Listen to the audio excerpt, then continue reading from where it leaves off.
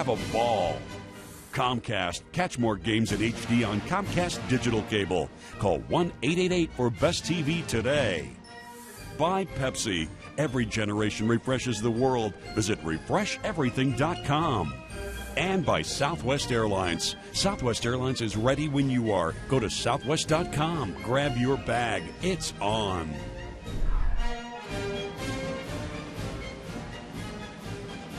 You are watching the Chicago Cubs on WGN TV, your official summer baseball station. Chicago Cubs baseball in beautiful high definition is sponsored by Comcast. A lot of red, white, and blue in the ballpark today. And let's check out our high-def shot of the game before we get started. Sponsored by Comcast. My partner's shoes. Bob Brenly's baseball shoes today. Nicely done. Cubs baseball in high definition is sponsored by Comcast. Is that a baseball on your foot? I sat up last night and unstitched about a dozen baseballs and made those shoes. Yeah. Very nice. Yeah, the stitching is just like the stitching on a baseball, the horsehide shoes. Yeah. I feel like somebody might come up here and take a swing at me today. Once again today, the Cubs and the Brewers wearing the Stars and Stripes red caps as MLB, Major League Baseball Advanced Media, and the McCormick Foundation have partnered up to support Welcome Back Veterans, an awareness and fundraising initiative to address the mental health and job needs of returning American veterans. For more information on Welcome Back Veterans and to make a donation, go to welcomebackveterans.org. You also see the number 4 in ALS. This is the 70th anniversary of Lou Gehrig's Luckiest Man speech as MLB fights ALS. Now the Brewers starting lineup. The Cubs have taken the first 2 of this 4-game series. Craig Counsell leads it off at second. Hardy, Braun, Fielder. A lot of RBIs there in the 3 and 4 spots. Former Cub Casey McGee at third. It's Mike Cameron at center, Corey Hart at right, another former Cub, Jason Kendall batting 8th, and the pitcher Braden Looper 9th. And let's check out how the Cubs take the field defensively behind Rich Starter, brought to you by Rich Harden, the starter, brought to you by Pepsi. Pepsi, refresh everything. Soriano in left, Bradley in right. Kosuke Fukudome with possibly the play of the year in the outfield yesterday, throwing out Jeff Suppan at home plate. Fox, Terrio, Fontenot, Lee across the infield. Giovanni Soto doing the catching once again today for right-hander Rich Harden. Kind of an odd pitching line for Rich Harden his last time out. As you get a look at his numbers on the season, went 7 innings against the Pirates. He did give up 9 hits in that ball game, but because of 9 strikeouts, only 1 Pirate run scored. And he'll face Craig Counsell to start it. We are underway. That's a called strike. Overcast skies, the lights are on, but a very comfortable afternoon. Another one in there, 0-2, 68 degrees. The wind, believe it or not, blowing out. Only at 3 miles an hour, but it had been blowing in to start the weekend.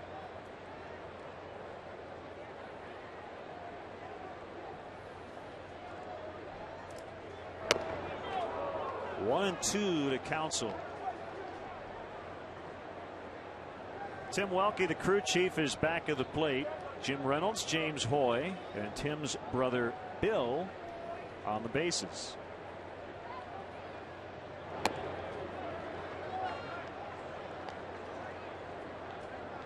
Cubs won in extras yesterday, 2-1 in 10 innings. And the final pitch was ball 4. With the bases loaded to Jake Fox. Ripped into right for a base hit, so Counsell, after an 0-2 start, ends up at first base. We'll bring up J.J. Hardy. Counsell started the first game of the series at the leadoff spot in the lineup. Yesterday, Jason Kendall, the catcher, hit leadoff. Today, Counsell back in there and starts it for the Brewers with a base hit into right field. Cardinals came back late last night in Cincinnati. Got a huge grand slam from Albert Pujols. And And Jared Hoffpower won it in the ninth. His first major league hit. They knock in a couple. And they won the game 7-4. So Milwaukee is in second place, 42-38. Cardinals 44-38. The Cubs 39-38. So the loss column is even. But the Cubs with 5 games in hand on St. Louis and 3 games in hand on Milwaukee.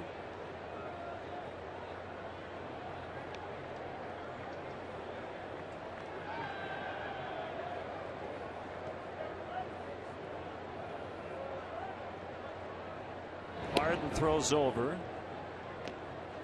Counsell just 3 stolen base attempts all year. The Brewers very rarely run, only 25 steals in 39 tries.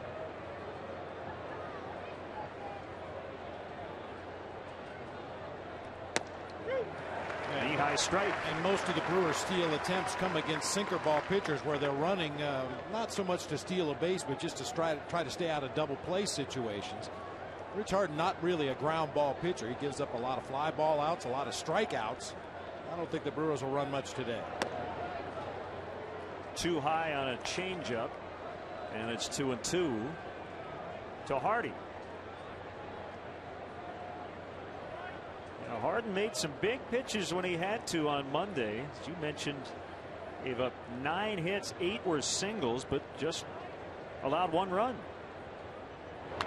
And it was his first win since May 12th. That snapped a 3-game losing streak, which had tied his career high.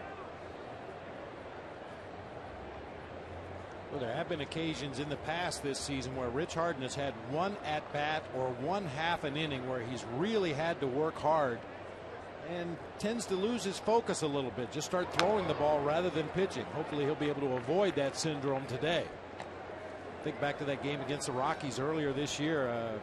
I believe it was Garrett Atkins had a 15-pitch at bat, kept fouling off pitch after pitch after pitch, and Rich Harden quickly came unglued after that at bat. Clint Barnes. I'm sorry, it wasn't Garrett Atkins. Clint Barnes. Call strike 3. Throws him on a fastball right on the outside corner.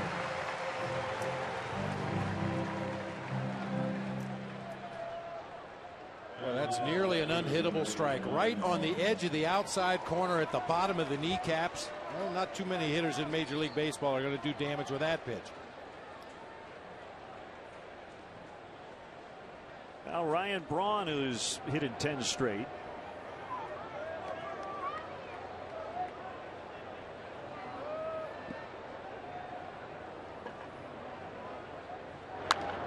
Hit foul. 3 Cubs veterans are on minor league rehab assignments, and we can get a first-hand update from you on Ramos Ramirez and Reed Johnson, both with Peoria, Angel Guzman at Iowa, and they all should be back on Monday. Well, the guys I saw, Ramirez and Johnson, both looked really good in the ball game last night. Reed Johnson with a clean line drive single into left field. Also got hit by a pitch. Ramos Ramirez first at bat, he doubled off the wall in right field, nearly hit it out of the ballpark. He drew a walk later in the game. Ramirez scored twice, and Reed Johnson gave a quick major league education to a middle infielder for the Kane County Cougars last night on an attempted double play. Reed Johnson flipped him in the air at second base.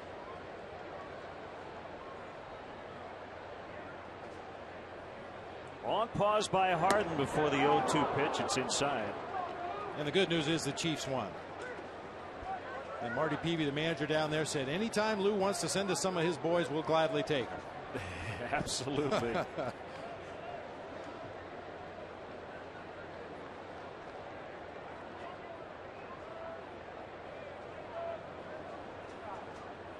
The 1-2 to Braun. This is hit foul as the battle continues. Prince Fielder on deck.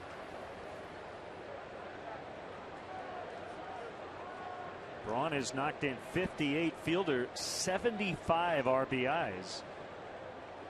And he trails only Albert Pujols for the major league lead.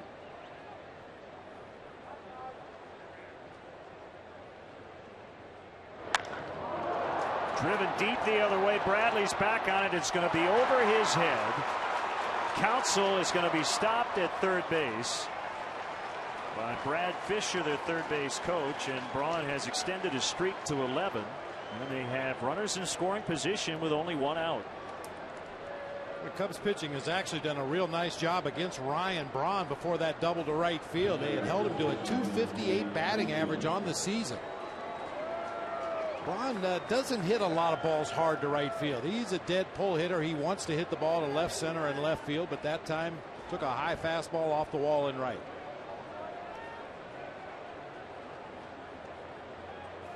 They're going to intentionally walk fielder and go after Casey McGee instead. Well, the Brewers had a lot of chances against Carlos Zambrano yesterday, and they only got one run. That was on a bases loaded walk in the fourth inning. He worked out of a couple of big jams. And a huge step forward for Carlos Zambrano yesterday. He recognized that he maybe didn't have his best stuff, so he had to go to plan B through a lot of split-fingered fastballs, and that's a good sign in his development for him to realize quickly what he had working and what he didn't have working, and managed to keep his team in the ball game, give him a chance to win. Casey McGee had one of those opportunities with the bases loaded, nobody out in the fourth inning. And he went after the first pitch and fouled out to Zambrano. Maybe a little anxious. Mike Cameron then fouled out to Derek Lee. Hart took the bases loaded walk, and he got Hardy on a pop out. That could have been a disastrous inning.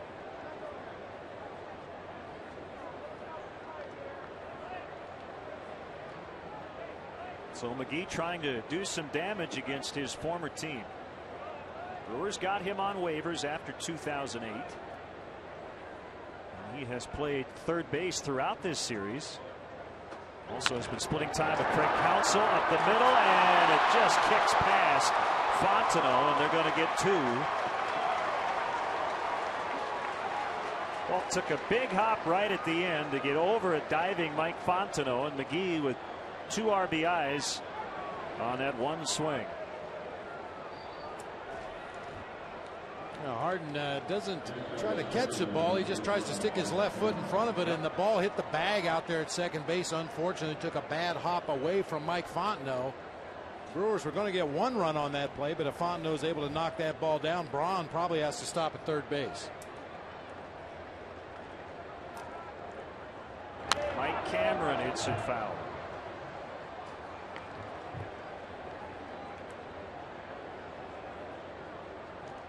And a big opener on Thursday night. 3 hits, including a home run and a double. He went 0 for 5 with 3 strikeouts yesterday.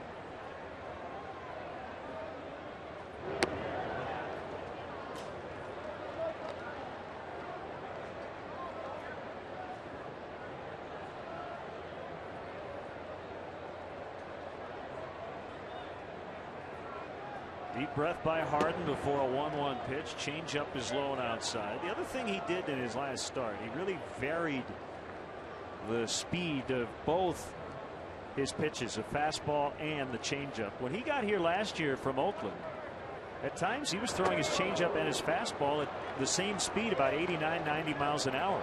He'd get his fastball up to 95, 96. Changeup from 84 to 89. But early this season, the velocity was pretty flat on both pitches. 3-2. You may ask yourself, how can you have a fastball and a changeup both at 86 miles an hour? But the pitch reacts completely differently. The fastball holds its line, seems to have a little hop at the end of it, and the changeup does exactly the opposite, just dies as it gets into the hitting zone. Ball was crushed by Cameron for a 3-run homer. So the Brewers taking out their early series frustrations on Rich Harden, as Cameron just hit his 14th homer, second of the series.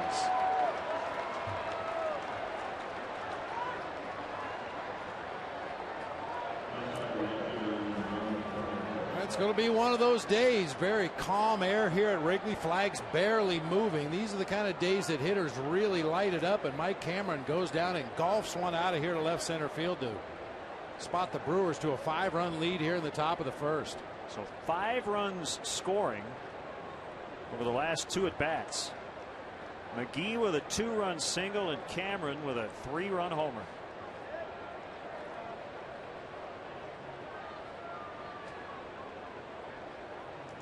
That's the first time they've really gotten to Rich Harden. His previous 3 starts against Milwaukee, he had allowed 3 earned runs in 18 innings.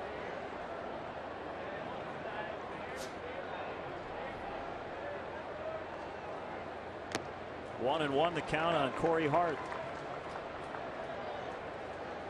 Well, you knew the Brewers were not going to go down meekly in this series, having dropped the first 2 games and having dropped out of first place. Bunted toward third. Fox is going to have to bare hand. The throw is late.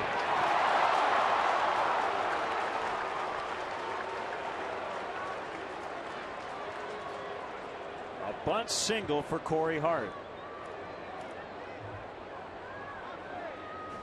Well, to be honest with you, Len, I'm surprised we haven't seen more of this with Jake Fox at third base. I mean, he's fielded everything that's been hit his direction, but nobody has tested him on that bunt for a base hit.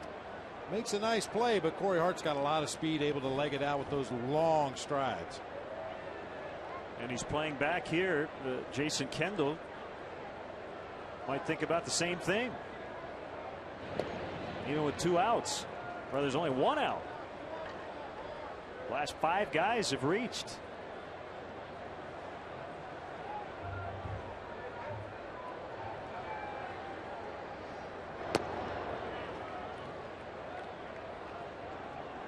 One ball, no strikes. And Braden Looper in the on deck circle, the opposing pitcher, batting only 120 on the season, but he's hit into a lot of hard outs. He can swing the bat a little bit.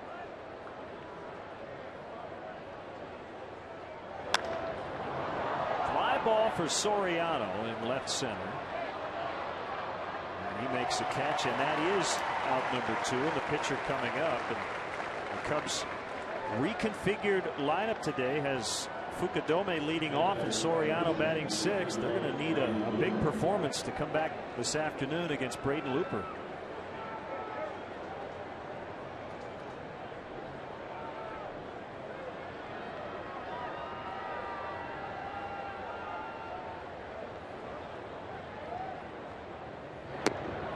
Looper does a pretty good job with the bat, a career .205 hitter.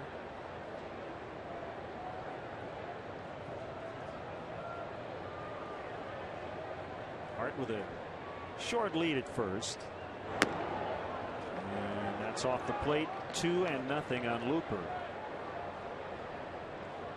Nobody happier about the 5-run first than that guy.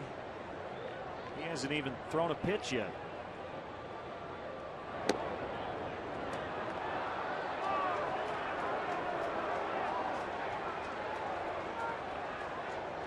He is not used to struggling this early in a ball game.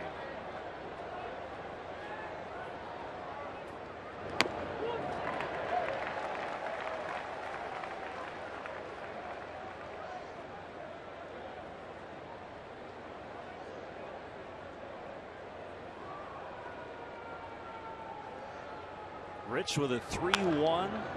Sharply hit on the ground, bobbled by Terrio. He's going to have time, and the dig by Derek Lee saves him.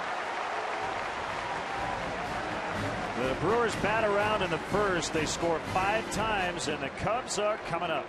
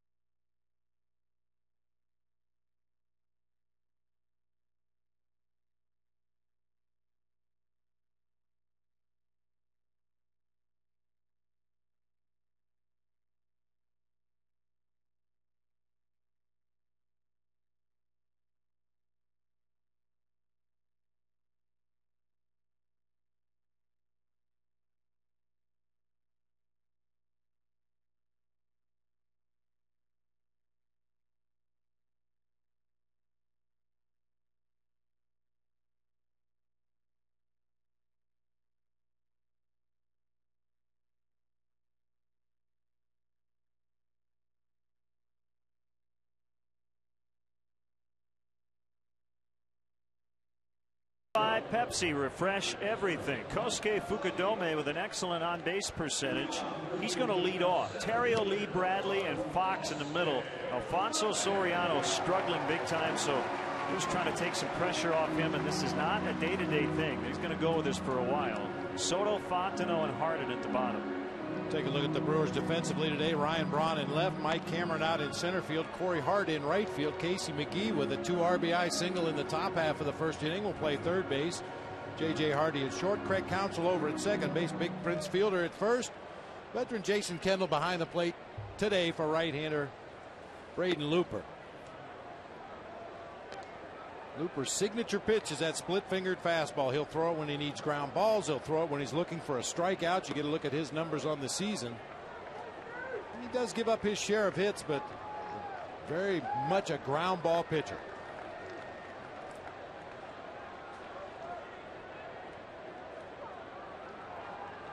Quiet crowd after the visitors got 5 in the top of the inning.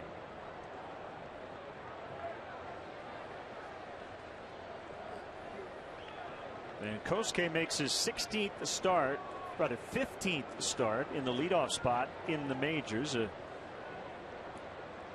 .373 on base percentage as a leadoff man. And I would expect to see the platoon of Johnson and Fukudome to resume when Reed comes back from the DL, and we'll see Reed in that leadoff spot as well. Although it looks like all right-handed starters against the Cubs going into the break.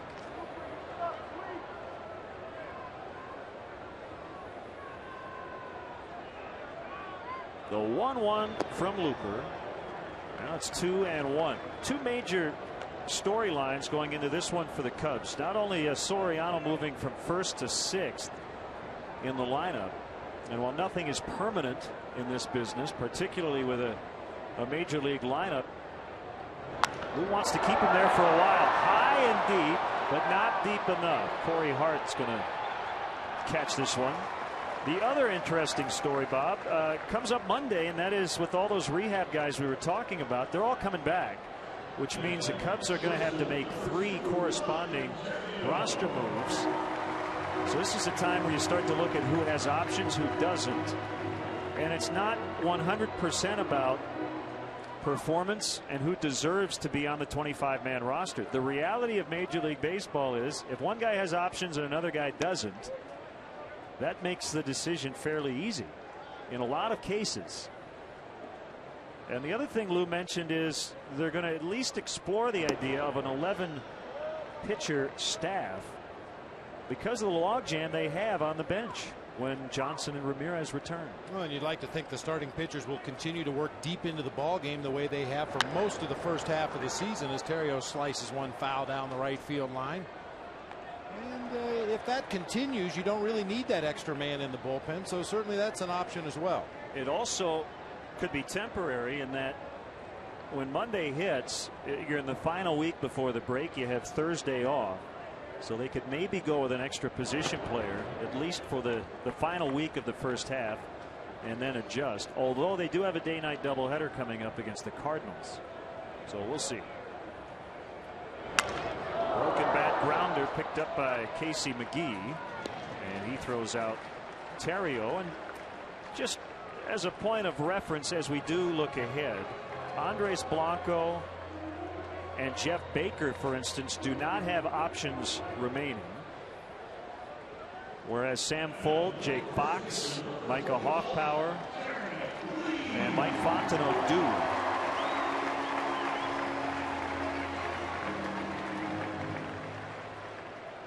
Sam Fuld off to an excellent start.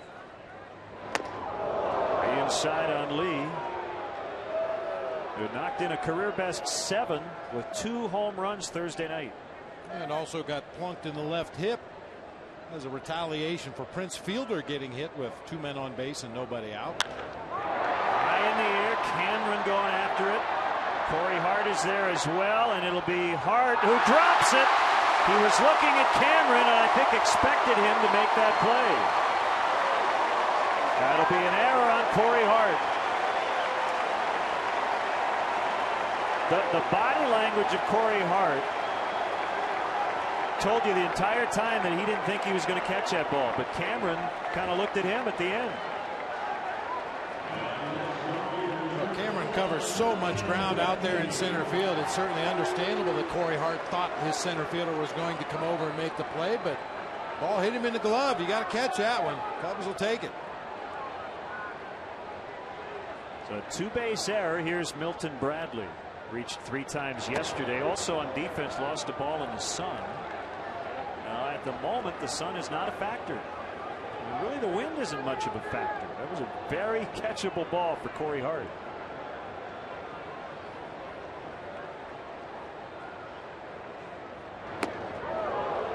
Inside 2-0.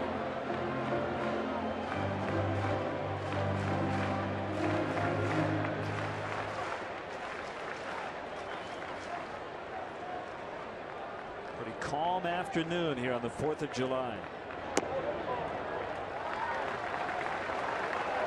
Well, at the very least, Bob, you make Braden Looper have to make a lot more pitches here to get out of this inning.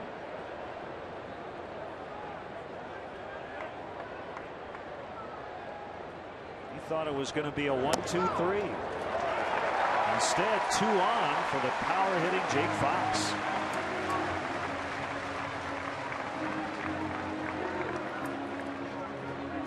That's a problem the Cubs have had from time to time in the first half of the season, giving the opposition more than 3 outs in an inning. And when you do that, bad things tend to happen.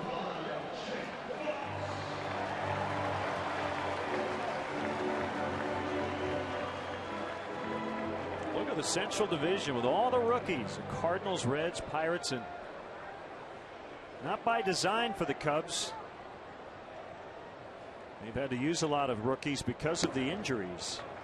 Ball 1 to Jake Fox.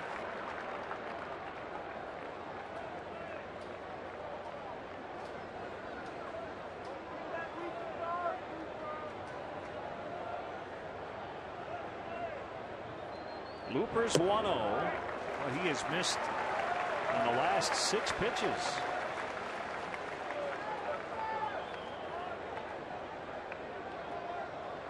Well, this is where we see what kind of faith Lou Piniella has in Jake Fox. As you said, Looper's missed with 6 in a row, a 2-0 count to a power hitter, a guy that's capable of putting you right back in the ball game. Do you turn him loose? Apparently so. Base hit left field. Derek Lee was looking back, not at Mike Quaddy. Mike Quaddy was going to send Derek, I believe, and Derek was watching Ryan Braun. So here comes Soriano with the bases loaded.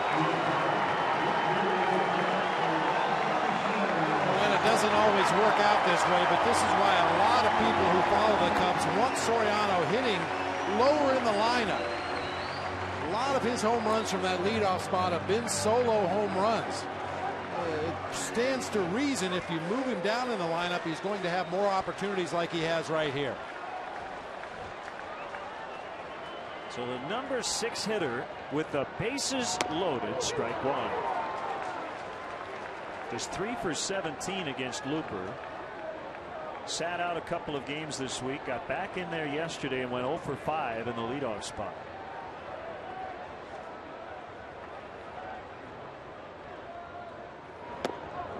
Low and inside. 1-1.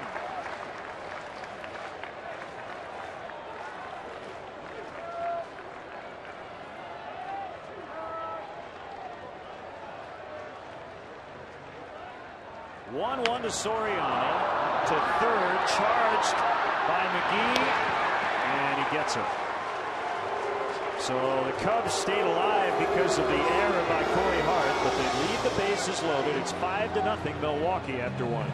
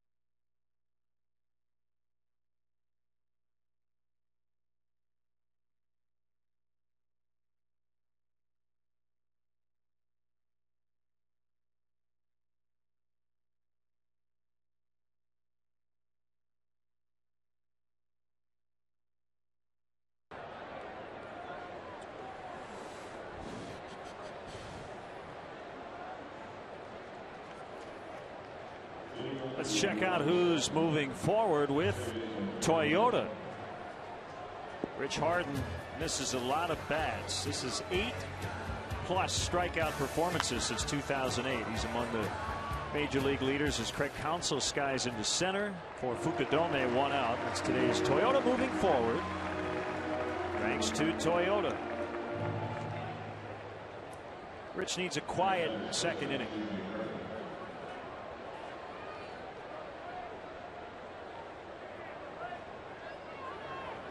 Now J.J. Hardy, who struck out looking his first time. Harden threw almost 40 pitches in that first inning.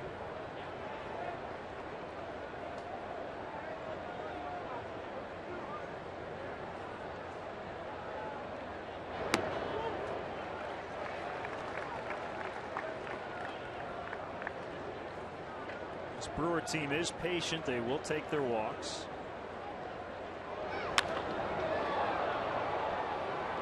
It's foul to left. 1-2.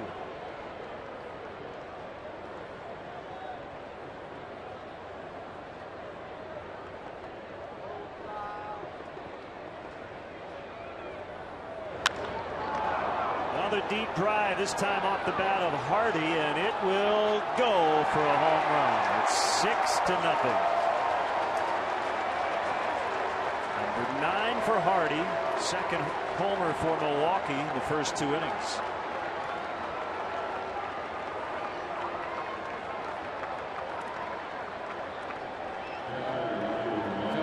Seriously think about getting some activity in that bullpen. Rich Harden making a lot of mistakes right over the middle of the plate. Soto set up outside. That ball is belt high inside part of the plate to a good pull fastball hitter.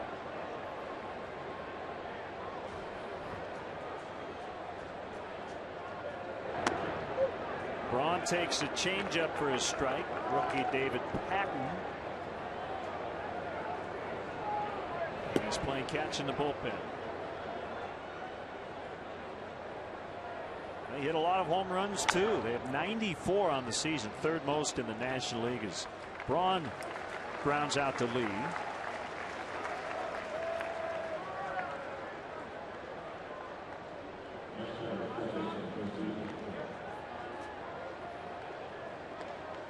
And it's Fielder with 2 outs.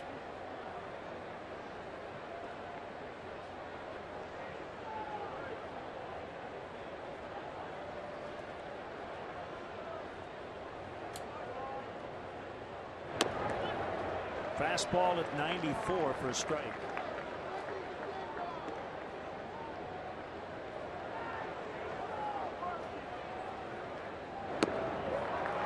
Oh, 0-2. They have a big pull shift put on against Fielder on the infield.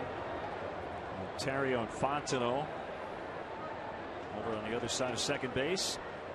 Jake Fox basically playing shortstop, and a ground ball to shallow right for Fontenot to go 4-3 to end the inning.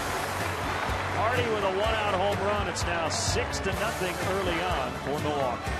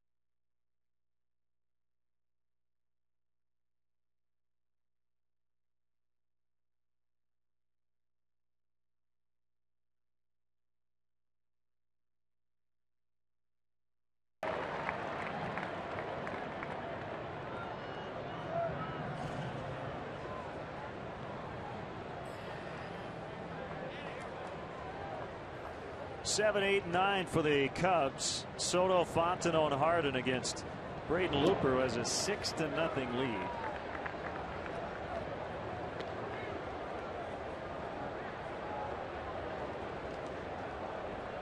Well, a couple of weeks ago, as Soto cranks one deep, Cameron takes a look back. And so far today, Brewers have hit home runs, and the Cubs are finding the warning track.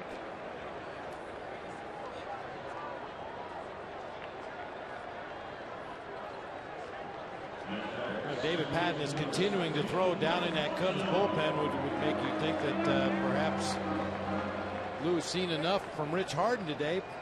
Could be dependent on what happens with this Mike Fontenot at bat. There's 2 quick outs and nobody on base. Harden probably will get an opportunity to hit for himself if Fontenot reaches, possibly see a pinch hitter.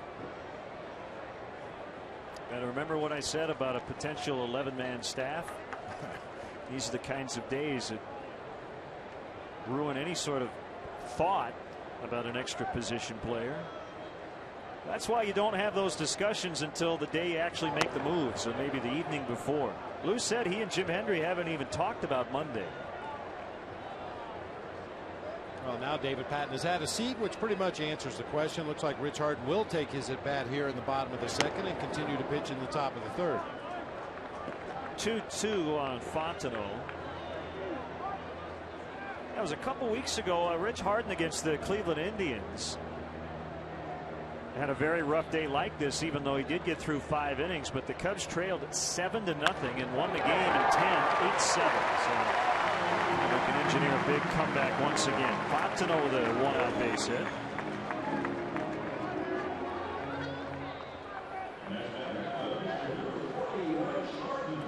Today's Walgreens Celebrity Bat Kids: Ryan Chiswick from Watervliet, Michigan, and Alyssa Solcheski from Winfield, Illinois. For more info on how you can be a Walgreens Celebrity Bat Kid, go to WGNradio.com. Walgreens, the pharmacy of the Chicago Cubs. 1 strike to Harden.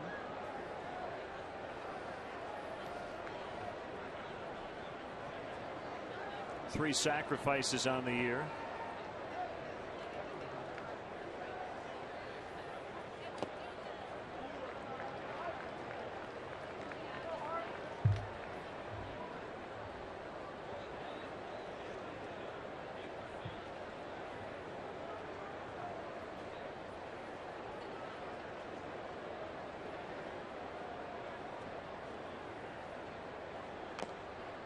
Bunted foul. That's probably fortunate. Looked like Rich Harden was trying to go to the third base side with that bunt, and Casey McGee was about a quarter of the way away from home plate. If he bunts that ball to the third base side, there's a good opportunity for the Brewers at least to get the lead runner at second, possibly turn 2. You want to bunt the ball to first base in this situation if at all possible. It's it out in front of the plate, picked up by McGee. Close, safe, he beat it. Rich runs really well. Ken Maka, his former A's manager, is going to come out and argue the call made by Jim Reynolds. It's a base hit for Harden.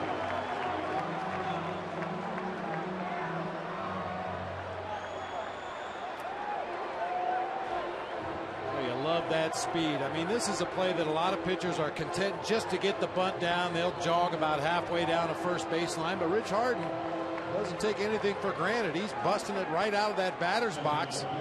Brewers very lackadaisical picking this ball up. Took an extra throw hop before throwing to first. Cubs might have got a break right there, but good hustle by Rich Harden anyway. Another good opportunity, 2 on with only 1 out. Cubs had the bases loaded with 2 outs in the first inning before Soriano grounded out to end it. And Kosuke looks at a strike. A key outfield assist for Kosuke in the ball game yesterday as he gunned down the pitcher Jeff Suppan at the plate in a 1-1 tie in the 7th. That kept it tied, and the Cubs would win it in 10, 2-1.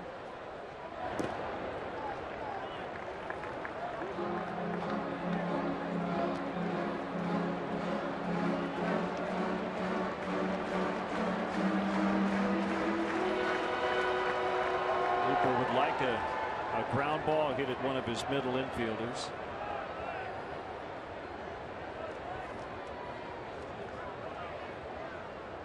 Here's a pitch.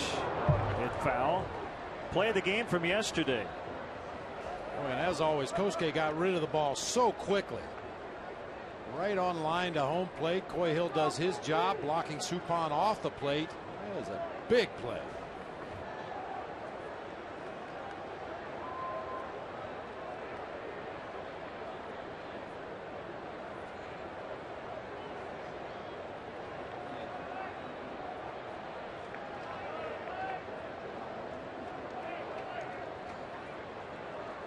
Looper has a sign from Kendall before this 1-2 pitch. Late swing. He lined it hard over the dugout. And it's still 1-2.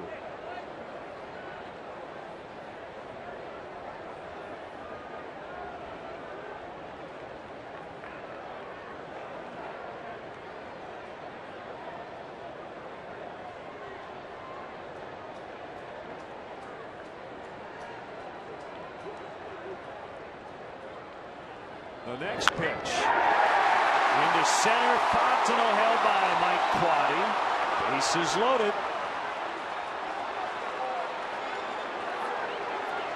3 straight singles.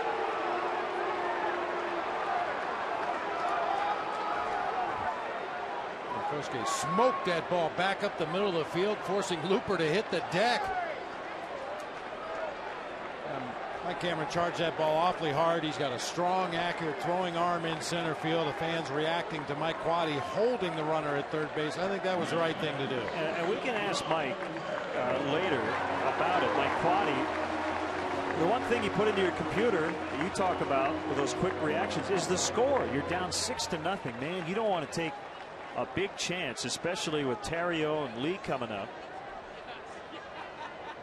in this spot. You're looking for a big inning here. A huge risk sending Fontenot on that play.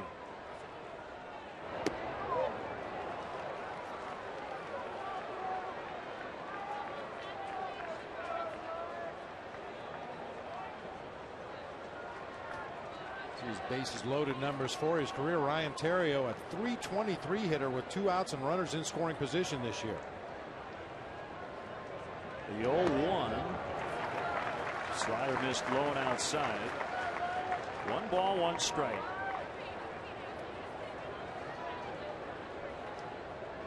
Braden Looper, for most of his career, has been a short reliever.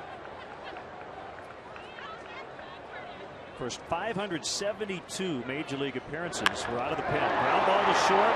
It goes 6, 4, 3. Dug out by fielder. Ground ball pitcher gets the ground ball and gets out of the inning. Cubs have had the bases loaded the first 2 innings, but still haven't scored. It's 6-0.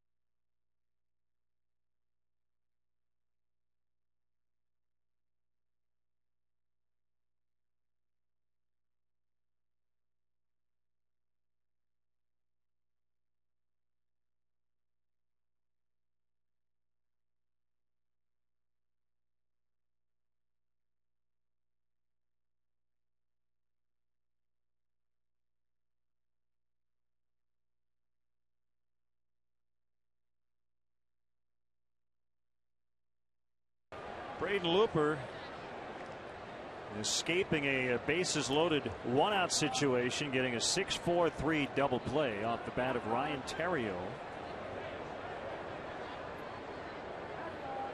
So Harden back to work.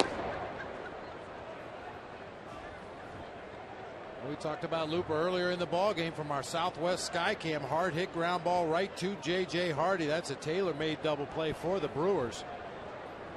Rich Harden's a guy who usually gets out of jams by striking out batters. Braden Looper's a guy that gets out of jams by inducing that ground ball. 1-1 on Casey McGee, who started the scoring with a 2-run single in the first inning. Deep to right, Bradley. Did he pull it out? He did not. In and out of the vines, and McGee on his way to third. They got a shot at him,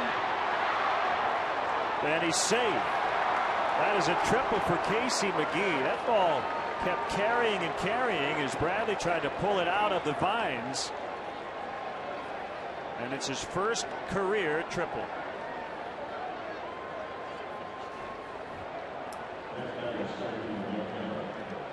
Just over the outstretched glove of Milton Bradley. Unfortunately, the ball comes out of the ivy. If it stays in there, it's a book rule double. But McGee turns the corner in second, chugs into third base. Bradley's throw back into the infield was over the first cutoff man. Ryan Theriot, the trailer on the play, had to eventually get to the ball, and the throw to third was too late. And with that, David Patton is cranking it up yet again in the Cubs bullpen. Corner men in, they're back up the middle as Cameron lines one hard to left, and it's going to be over Soriano, who misjudged it. And Cameron now with 4 RBIs in his first 2 at bats. It's 7-0. That ball was crushed, but Soriano froze on it initially, and it was too late once he realized it was going to be over his head.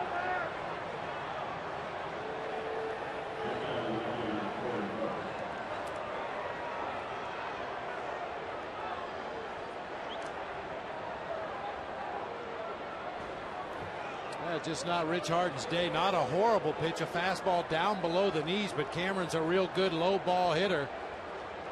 Just smoked that ball over the head of Alfonso Soriano in left field. 8 base hits in 2+ innings against Rich Harden. So he leaves it 7-0, and here comes David Patton.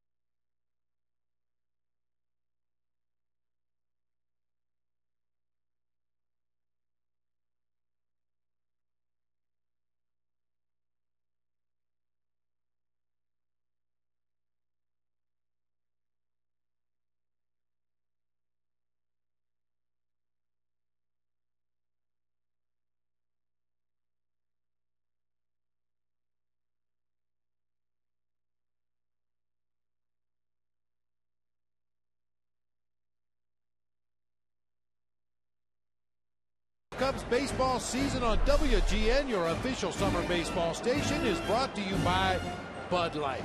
The difference is drinkability.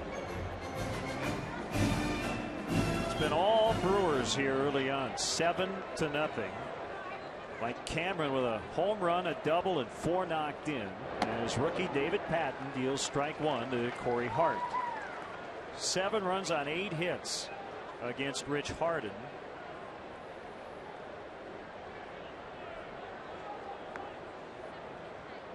And Cameron still on Harden's record. If he scores, it would be charged to the starter.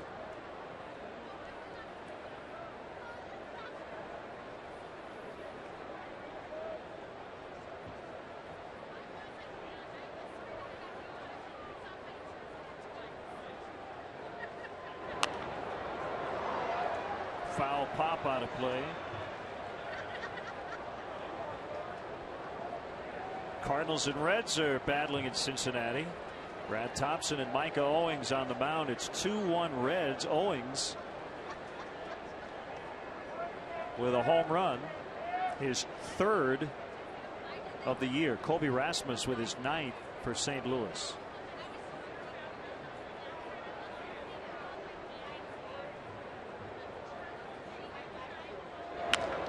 Ground ball to short.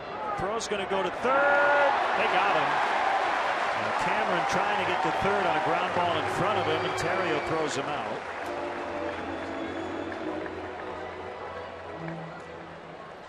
Not a good base running play by Mike Cameron. That plays right in front of him from our Southwest Sky Cam.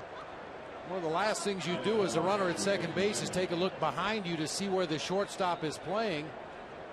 The Cubs will gladly take that base running mistake. Jake Fox a little gimpy with that right leg after Cameron came sliding in head first. Strike one on Jason Kendall.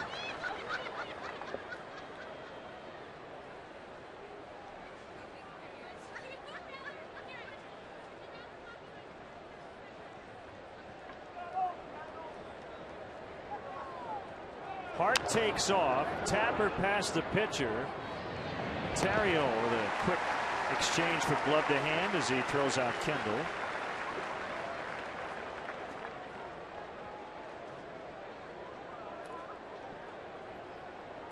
Two outs in the inning. Here's Braden Looper.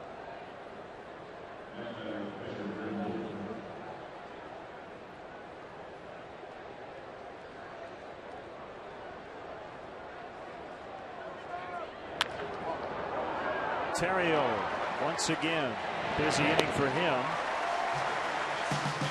So they get one on the Cameron RBI double after McGee's first career triple. It's 7-0.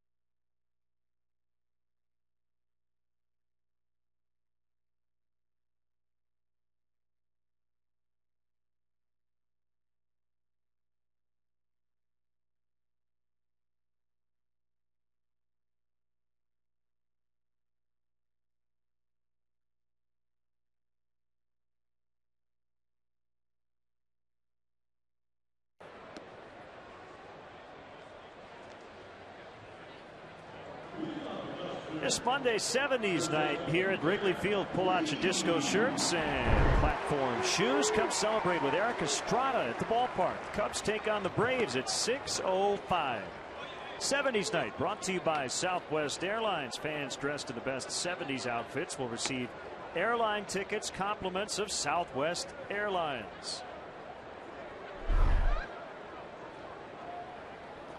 Everyone decked out in red, white, and blue on the 4th of July. A mild afternoon, temperatures in the upper 60s, maybe into the low 70s at this point. Haven't seen much sun on an overcast day, but we're dry. And this big crowd wants to see the home team get it going here offensively. They trail 7-0.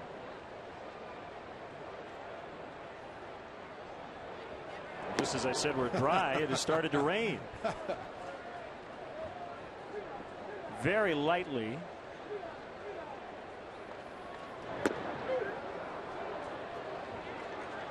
Oh, 2 on Derek Lee. Reached on a 2-base error by Corey Hart in the first inning.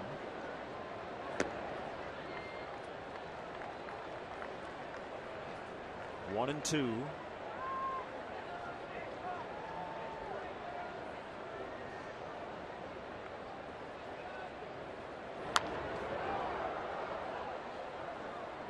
Manny Ramirez back with the Dodgers. They won last night, but he went 0 for 3 with a walk.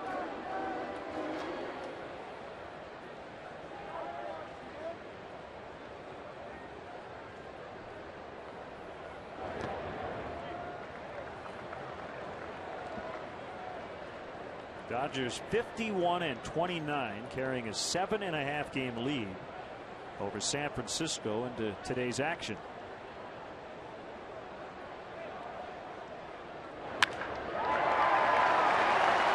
Leadoff single for Lee to start the 3rd. Cubs have had base runners every inning. And it's Milton Bradley.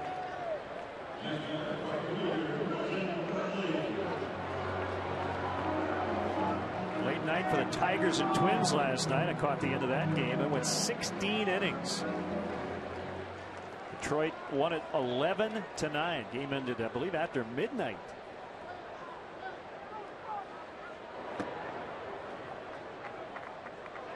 Didn't Denard Span have 8 RBI in that ball game? I think I saw that in the paper this morning. 5 hits, 5 for 8 with 8 RBIs, I believe. I know Placido Polanco had a couple of RBI hits in extras. Span had 5 hits in 8 at bats, 2 RBIs. 2 RBIs. Okay.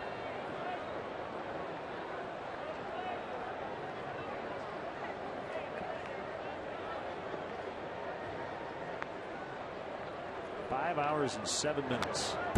Fouled back. 2-1 on Bradley.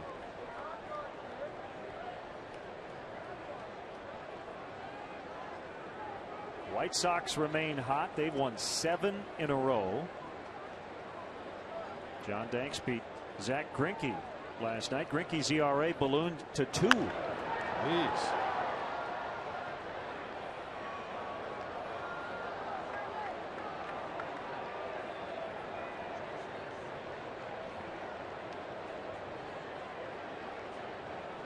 Took 3 months for the league to work his ERA up over 2.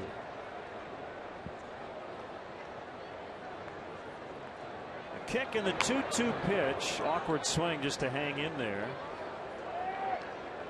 The Braves come in Monday night, as we mentioned, and they have won 5 in a row. They lead at Washington 1-0 today in the 4th inning.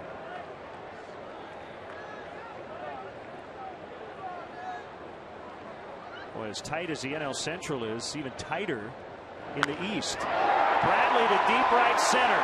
Cameron looking up. Gone! A 2-run homer for Bradley. That's nice to see from the left side of the plate where he has struggled all year, and it's 7-2.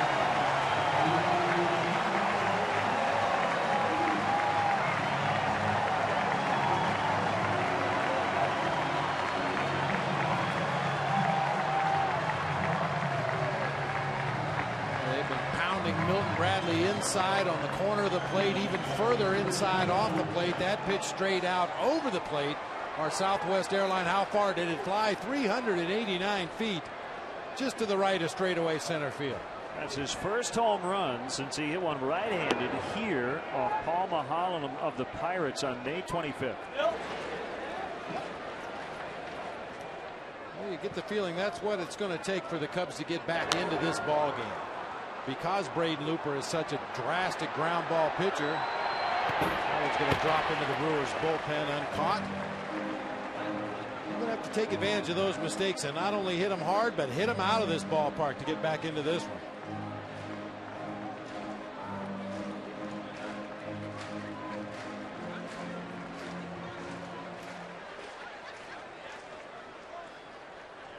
Cubs have 6 hits, but they stranded 5 over the first 2 innings. A 1-1 from Looper, pulled foul by Fox.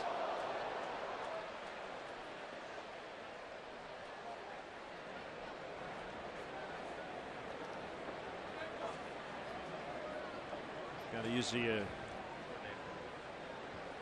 Gatorade jug. The machine retired recently.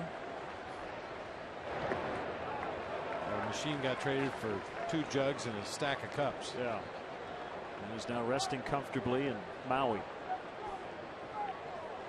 serving margaritas, pina coladas, papaya juice. Bouncer to short. Hardy will get him.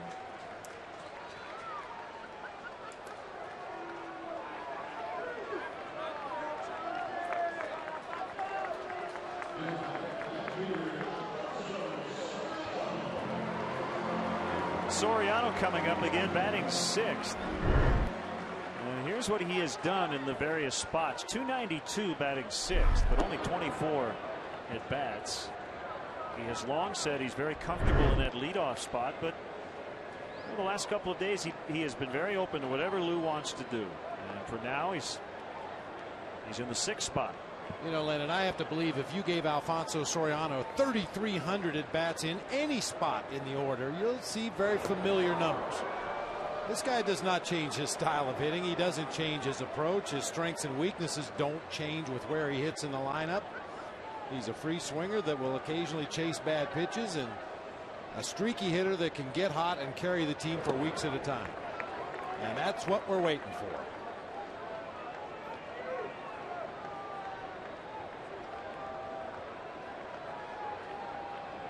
It seems like an awfully long time ago, that first month of the season, when Soriano was banging the ball out of the ballpark, was on base 2 or 3 times every game.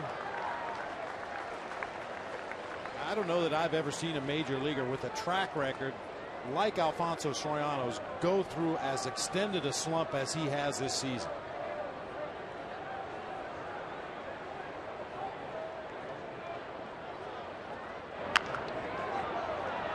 Picked up by McGee. Bad throw, however. Fielder tried to stay on the bag, and the ball glanced off his glove. An error on McGee. So the Brewers have been a little shaky today. Both teams actually have defensively. It's a second error for them. Hard hit ball. McGee gets it in pretty good shape. Just kind of stands straight up before launching that throw across the infield. And Prince Fielder's wide, but he's not very tall. Unlike Derek Lee, who can stretch and go up after those high throws, Prince Fielder has a hard time staying on the bag and stretching for high throws. Giovanni Soto at the plate. 1 out, runner on. Cubs getting on the board on the Bradley 2-run homer.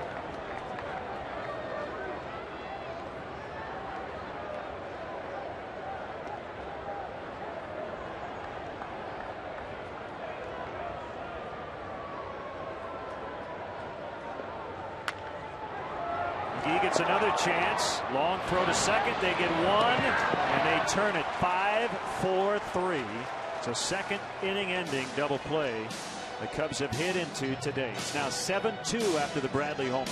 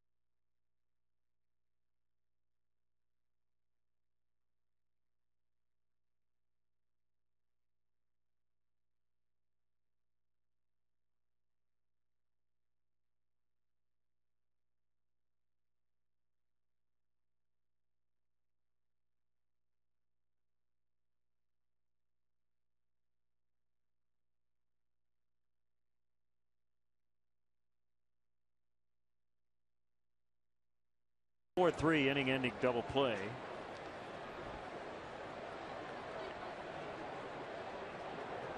And Craig Counsell will lead off an inning for the third time. Brewers are falling right into our trap. Tire them out early in the ball game, catch them late. Outside on a David Patton fastball, ball one. American League action early today. Brad Penny against Garrett Olson of the Seattle Mariners at Fenway Park. 2-1 Boston in the bottom of the fourth. Yankees hosting the Blue Jays and leading 3-2 in the fourth. Roy Halladay and Chien-Ming Wang on the mound in that one. Jorge Posada and Hideki Matsui have hit home runs off Halladay. White Sox leading at Kansas City 3-0. Bottom four. Short left. Soriano coming in. Makes the catch and Counsell's out. Cub fans, don't forget to visit the WGN Sports Game Zone at WGNTV.com. Brought to you by The Great Escape. For up-to-the-minute stats and information designed to give you everything you need to know during the game. The WGN Sports Game Zone is available for every Cubs game. It's brought to you by The Great Escape. Pools, patio sets, play sets, hot tubs, and more.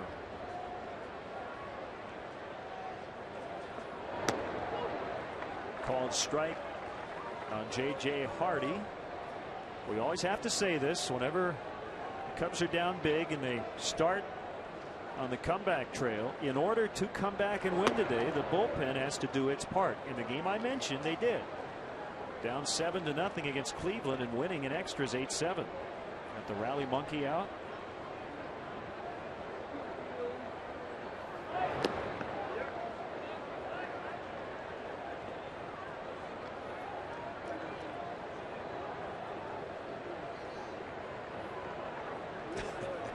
Can you see through walls with those glasses? Wow. He's ready for a 3D movie. Hardy swung at it. He's trying to get out of the way, but the bat went around. 2-2.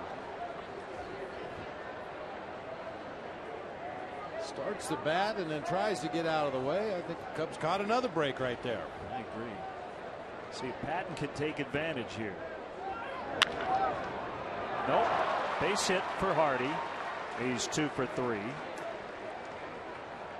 Hey fans, don't miss the action as the Cubs battle the Cardinals next Friday, July 10th.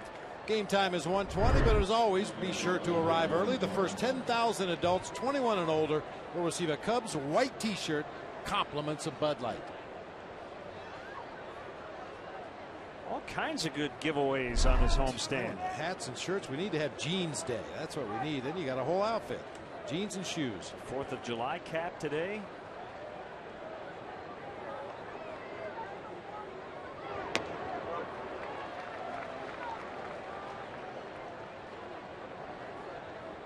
Ryan Braun kind of does a mini Nomar Garcia par between pitches with the batting gloves. He's always tightening those gloves. Not quite to the extent Nomar does it.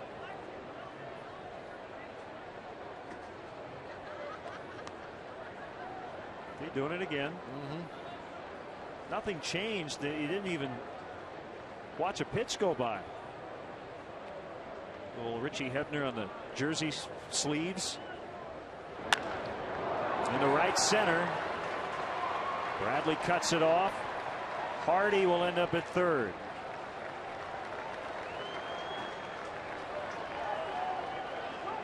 Well, this is an approach we haven't seen a lot of from Ryan Braun this year. I mentioned earlier he's basically a pull hitter, but 2 of his 3 at bats today he's driven the ball hard to the opposite field.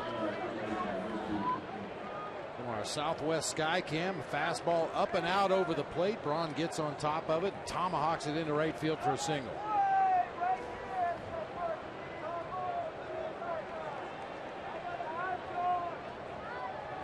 First and third, 1 out. Braun runs. Soto throws. He is safe with Hardy holding up at third.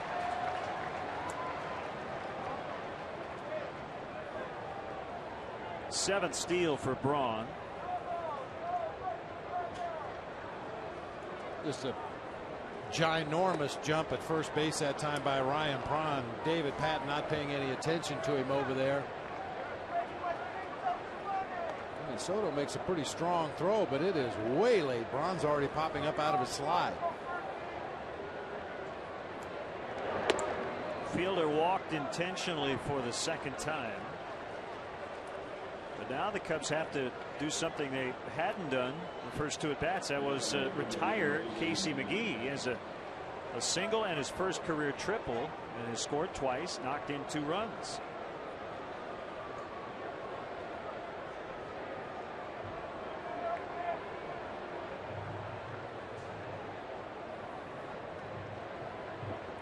In terms of those batting gloves, is anybody worried they're going to fall off? I mean, there's Velcro, right? Yeah. That's just an instinct, right? Just a ritual. There it is. Nervous tick, whatever. Yeah, but you know, it's infiltrated all of baseball. You see kids in Little League do that now.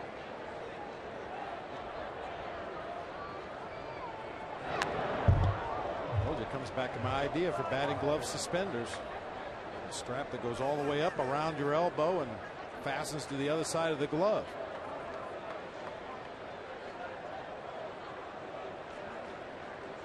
And strap it down.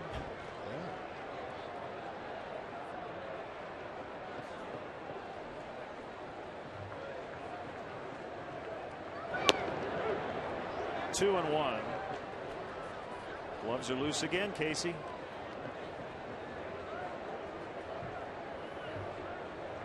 I think the irony of that ritual is that every time you pull the Velcro off and put it back on, it actually could loosen it. Makes it weaker. Gets past Soto, and Hardy's going to score standing. Other 2 runners advancing as well. And a 3-1 count on McGee. It's 8-2.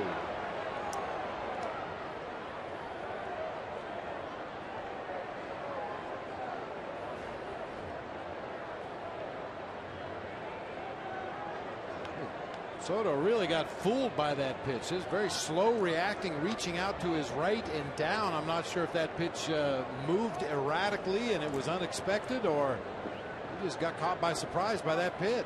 Charged with a passed ball, his 3rd of the year. Infield in. Ground ball past Terrio, who was playing in. And McGee is 3 for 3, and it's 9-2. So they quickly get those runs back.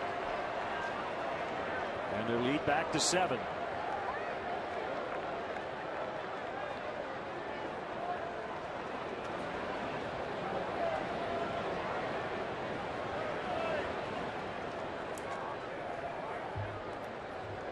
They've scored in every inning.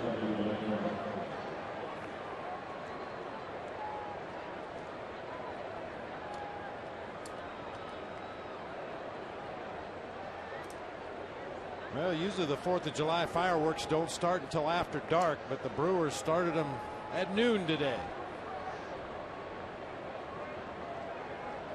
Well, we talked about in the first 2 games of this series, this is an explosive offensive ball club in that first base dugout. I think the Cubs just pitched extremely well against them in the first 2 games and maybe took advantage of a little over-aggressive swinging by the Brewers in those first 2 games, but this is the kind of day that they are certainly capable of. Mike Cameron trying to put together a career type day. He once had a 4-homer game against the White Sox when he was with Seattle. He has a homer, a double, and 4 RBIs already.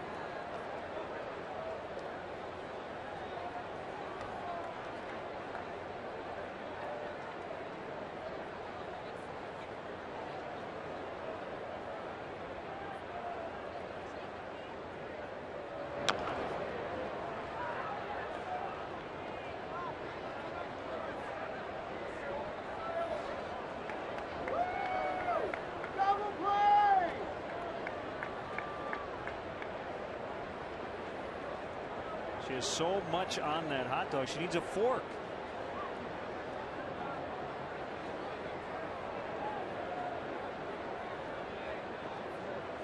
Seeing a lot of it's like grill smoke from the rooftops around the Wrigleyville area. A lot of cookouts on this 4th of July. Hit foul.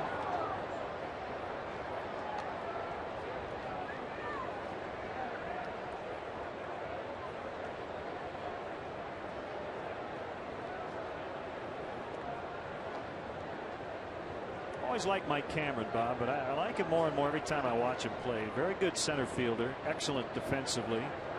For the most part, he's been durable in his career. Had that vicious collision with Carlos Beltran a few years ago as they collided face to face basically in the outfield. And he's going to give you, 20 to 25 home runs, drive in 70 to 80 runs. Runner going, but ball 4. He'll take his walks. A good veteran presence in that clubhouse. While we have a moment, let's step aside and see what's coming up on WGN.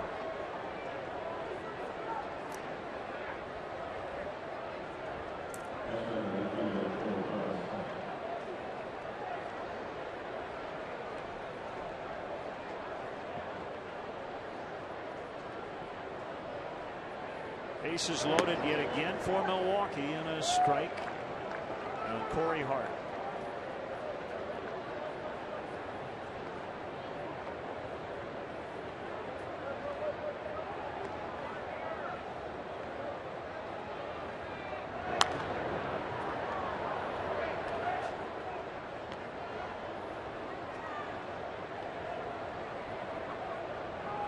Jeff Samardzija is up in the Cubs bullpen.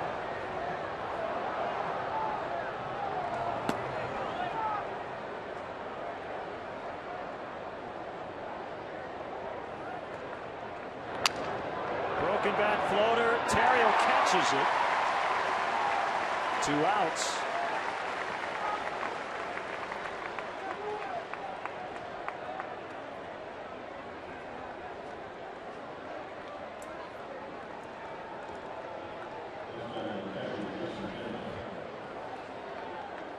Terrio has to backpedal a little bit, was playing at double play depth, immediately checks on that runner at third base to make sure he's not tagging up and trying to score.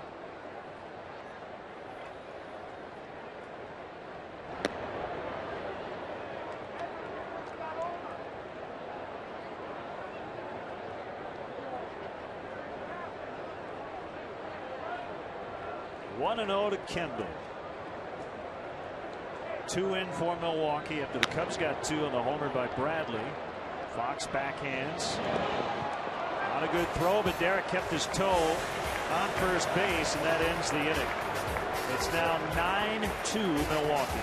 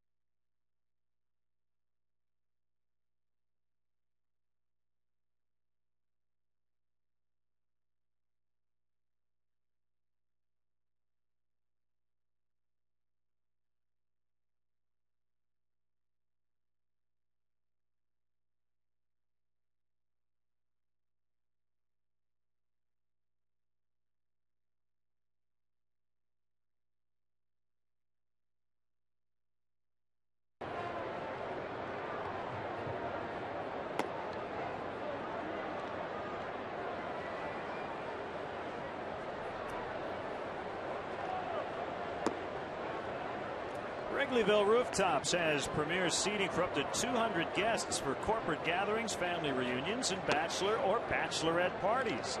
Individual and group tickets are available for all games. For more details, go to WrigleyvilleRooftops.com or call 773-248-ROOF.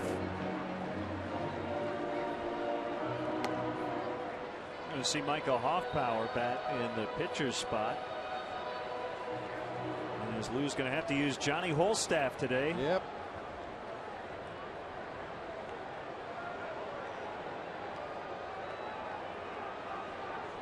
Been a while since Johnny pitched for the Cubs, thankfully. Starters usually have had some pretty deep outings, but not today.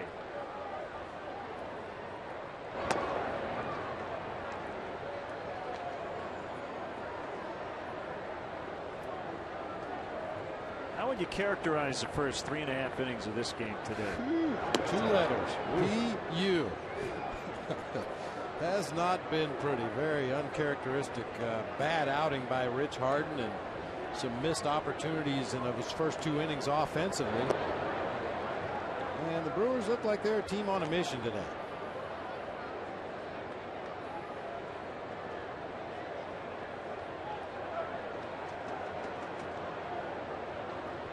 Looper's 2-1 is hit foul. 2-2.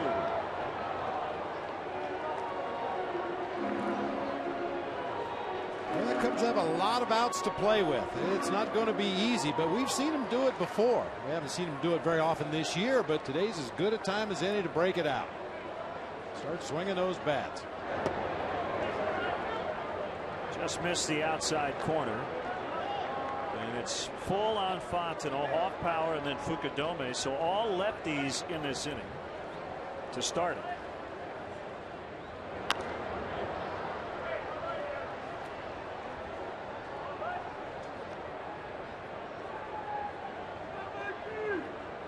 Looper became a starter in 07 with St. Louis.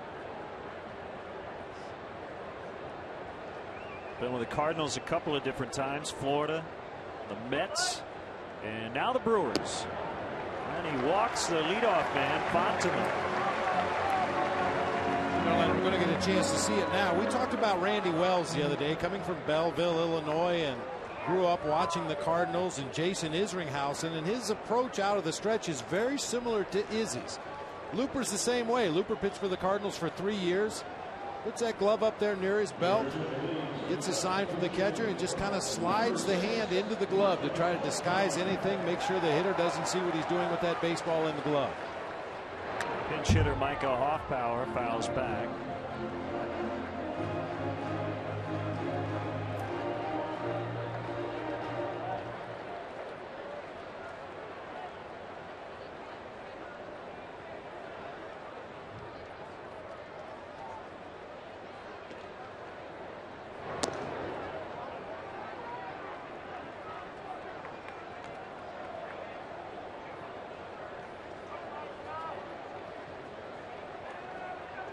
So we'll see Samardzija in the 5th.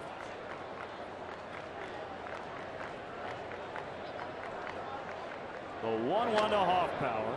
It's now 1-2. Well, and I think pitchers do that a lot more than hitters do, and by that I mean mimicking other pitchers. You see something that somebody else does, they try it in a bullpen session, and if it feels good, they try to incorporate it in some of their games, and if they have some success, they stick with it, and if not, they might try something different. Usually hitters are very unique in their approach at the plate. They find something that works for them and they stick with it. Pitchers have a little tendency to change more than hitters do, at least as far as their approach to what they do out there on the mound.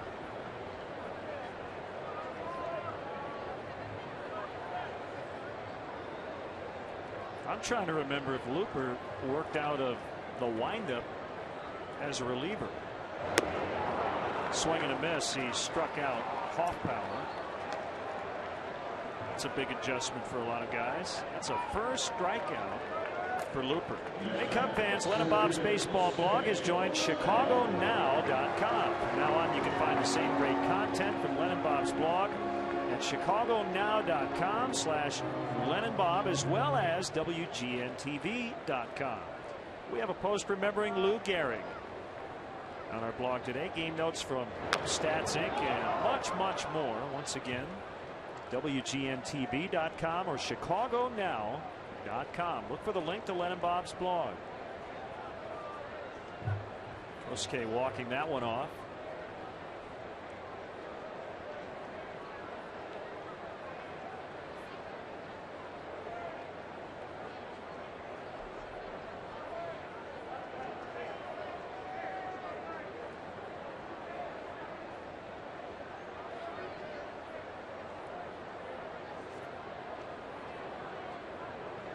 The 0-1, low and away.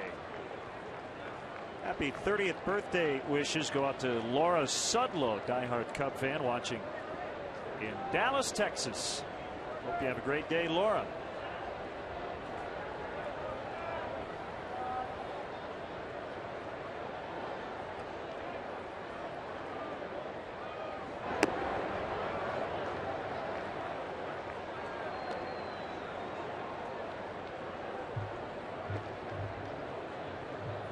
Good look for you, Bob. If I had that much hair, I might try it.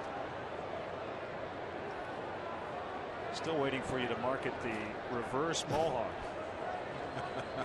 The headphone look. Yeah. Looper gets one and no relay throw. Looper hesitated a little bit, which put J.J. Hardy in a rather vulnerable spot. Those middle infielders, they like to get that ball in rhythm out there at second base. J.J. Hardy got to the bag, just had to hold his ground until Looper finally decided to throw it, and by then Mike Fontenot was right on top of him.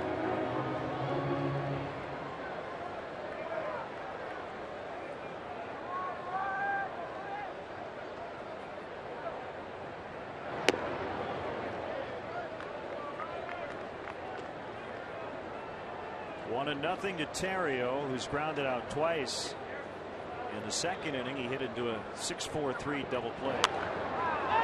Foul pop, and Kendall will not have a play. Ball hit off the guy wire and then into the seats.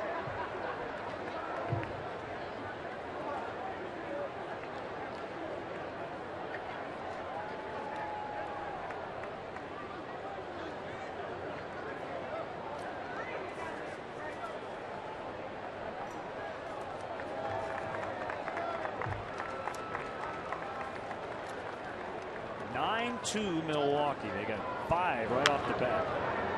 Chased Rich Harden early on. Forced play at second, and the inning is over. Leadoff walk, but no runs. Off to the 5th. Samardzija coming in. Cubs trail 9-2.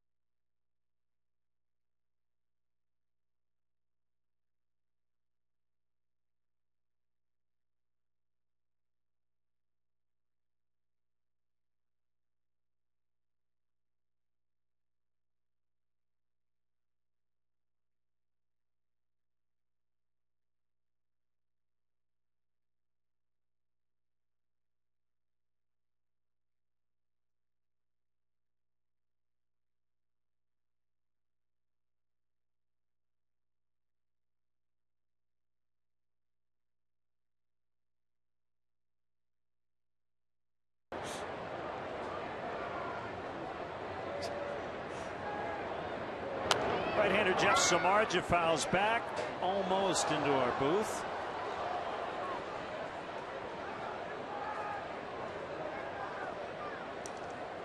Looper 0 for 2. He's grounded out twice.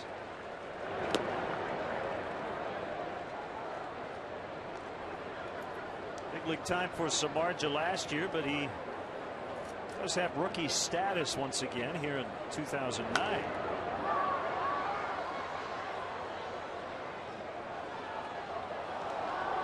called from AAA Iowa on Tuesday.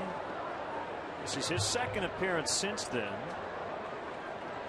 He did pitch on Tuesday, scoreless 8th against the Pirates in Pittsburgh.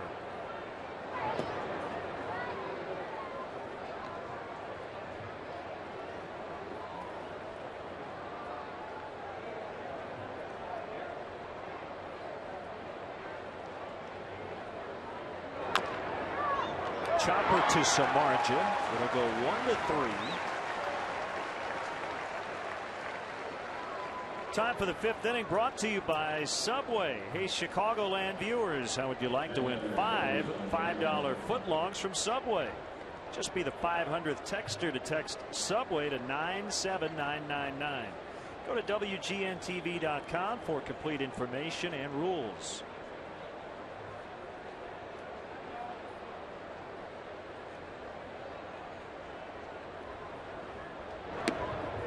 Got a nice letter from Larry Miles, big Cubs fan in Hammond, Indiana. And he signs it, "Get some runs." Get some runs. It's appropriate.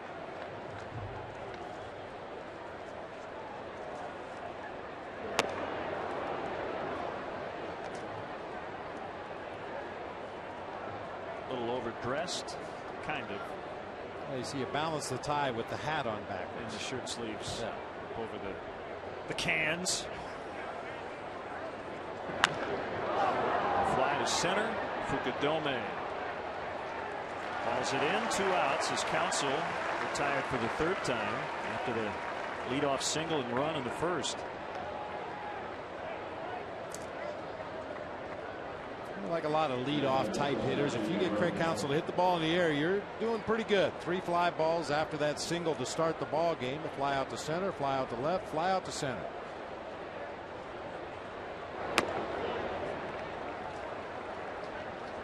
Hardy with a homer, a single, and 2 runs.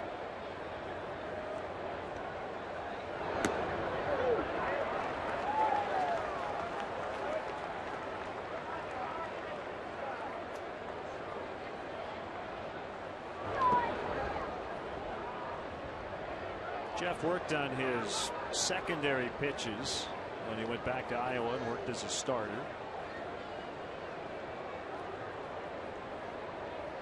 Splitter's excellent. Good fastball. The breaking ball has needed some work. A lot of curveballs. A power curve. Boy, and I'll tell you, Len, that's a tough thing to do for a young player, to go to the minor leagues and maybe take your lumps for a while, just trying to get better at something you need to improve to get back to the big leagues. I mean, it would probably have been very easy for Jeff Samardzija to go down to AAA and just pound that sinking fastball and that splitter in there, and probably would have had much better numbers. But he knew in order for him to get to the big leagues and be successful and be a part of the staff, he needed to work on his breaking pitches. He goes 1, 2, 3. Over the bottom of the 5th. Lee, Bradley, and Fox coming up. It's 9-2 Brewers.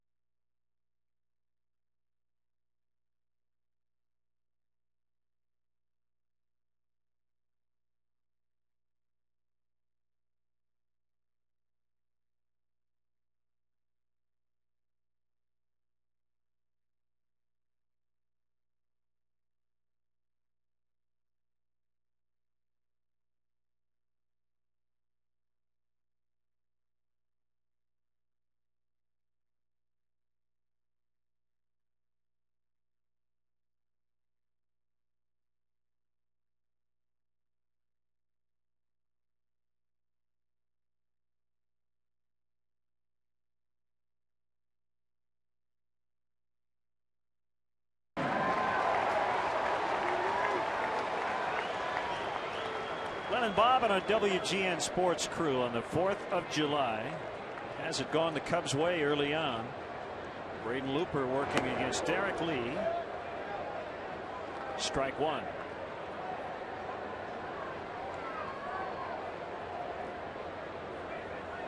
So the flag looks correct to them, but not to us. No.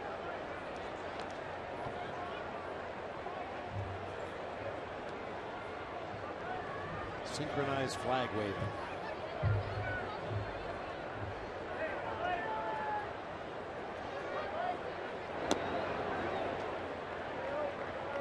One and two to Lee, Bradley, and then Fox.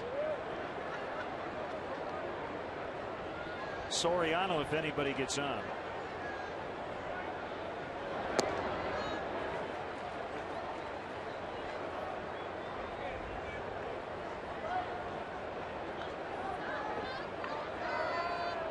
Does she know she has a 4th of July star on her head?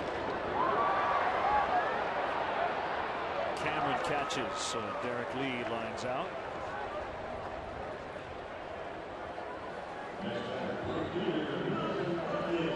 You see Chet Kopic at the ballpark today. Longtime Chicago radio sports talk show host. Never seen him wearing shorts.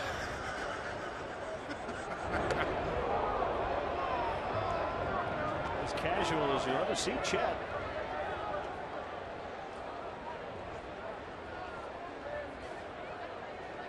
More like hot pants. Those were really short shorts.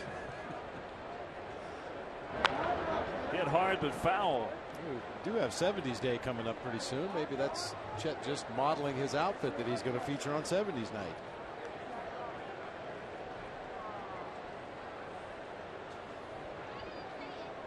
Chet had a scorecard, keeping score of this one today. 2-1 to Bradley, who hit a 2-run homer in the 3rd inning, walked in the 1st. I've seen signs of him getting out of his early season slump. And he's going to get a lot of chances from the left side of the plate against all these right-handers.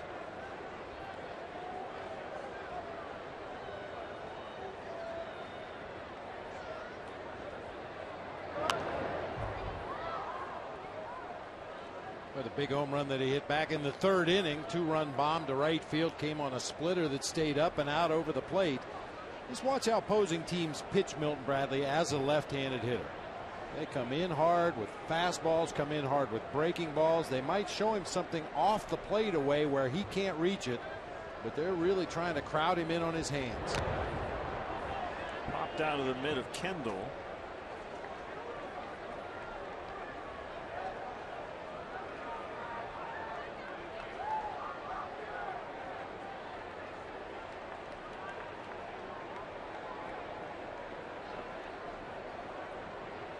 A 3-2 pitch just off the outside corner, ball 4. The Bud Light Concert Series is back. Candlebox will be playing the House of Blues July 18th, brought to you by Bud Light.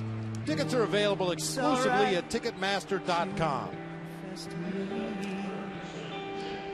Candlebox on July 18th, brought to you by Bud Light. Bud Light, the difference is drinkability.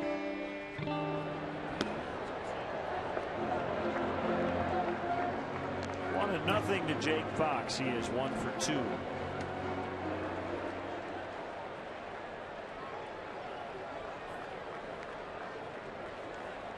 Final game of this series tomorrow. Will pit right-hander Mike Burns against lefty Ted Lilly. What a play on the dive and a double play. Hardy with a spectacular defensive gem, and he starts a 6-4-3 double play to end the inning. 3rd time they've done that. 9-2 Brewers.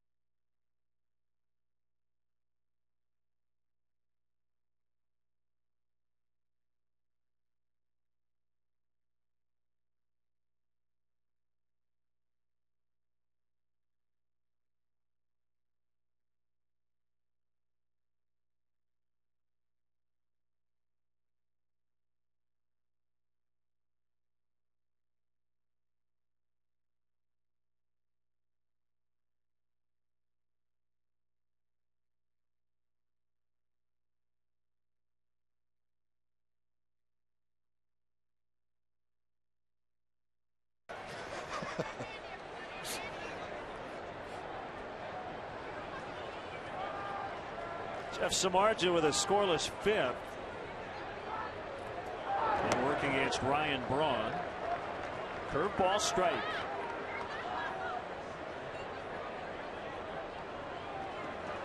Really hasn't heated up yet on this homestand. Temperatures when we have started in the 60s all 3 days.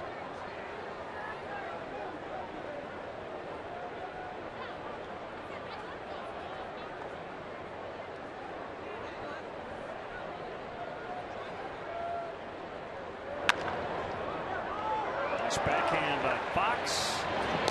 And he gets Ryan Braun.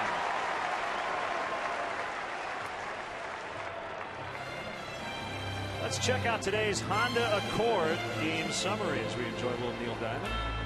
Milwaukee batted around in the first, got 5 runs against Rich Harden, who went just 2 innings plus. Milton Bradley with a 2-run homer, his first since late May. Visit your Honda dealer and test drive a 2009 Honda Accord.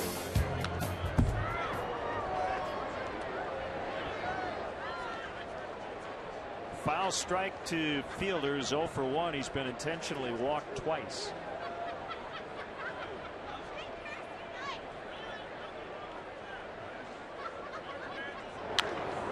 Hit hard and a base hit, and somebody's got to cover second base.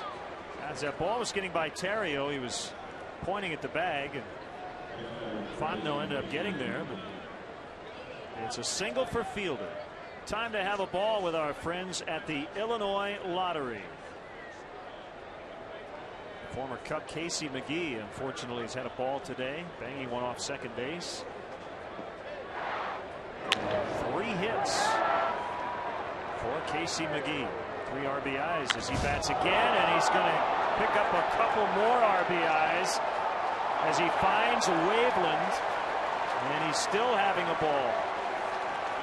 He is 4 for 4 with a homer, a triple, 2 singles, and 5 knocked in.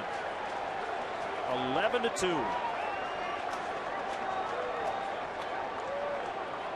Ooh. I'll tell you, Len, this kind of game for Casey McGee is significant for a couple of different reasons. Obviously, he's red hot, seeing the ball big as a beach ball, and he's not missing it. They didn't have anybody swinging the bat well behind Prince Fielder. He might see himself taking a lot of intentional walks. Fielder has been walked twice intentionally in the ball game today. Cameron skies into center. This is Kosuke, 2 outs. Well, Bill Hall is a guy that normally would play third base, but he's hitting .203. With a .263 on base percentage. We haven't seen Bill Hall in this series. It's been all Casey McGee at third. He's shared time at second as well with Craig Counsell. Ricky Weeks is done for the year with a wrist injury. So there's a huge opportunity for McGee.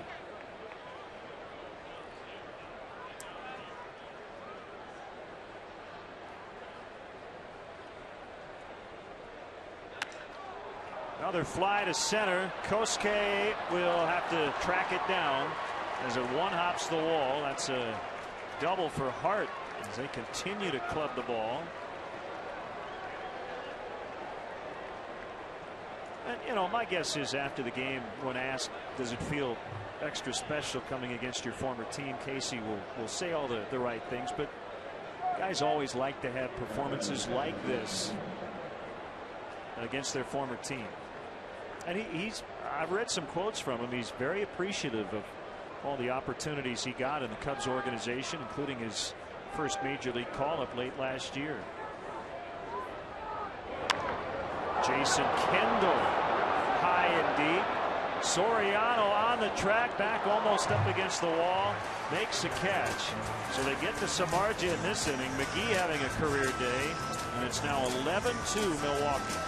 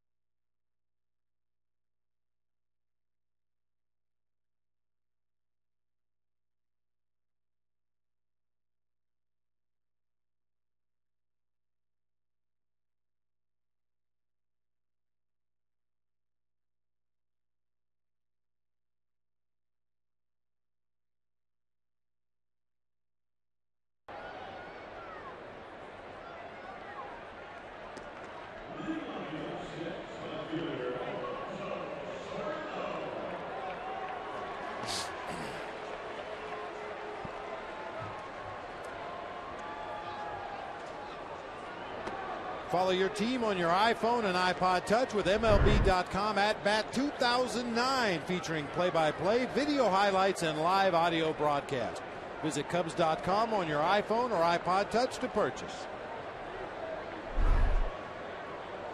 Casey McGee against his former club, 4 for 4, 5 RBIs, 9 total bases. He's a double away from the cycle. He's going to have another chance or two as well. Only in the 6th.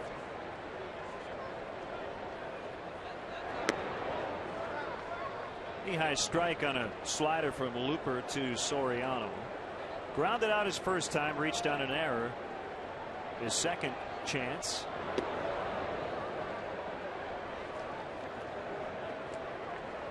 Rally cap time. It's Big Mountain decline today, down 9 runs. And a Brewer offense that hasn't quit scoring runs.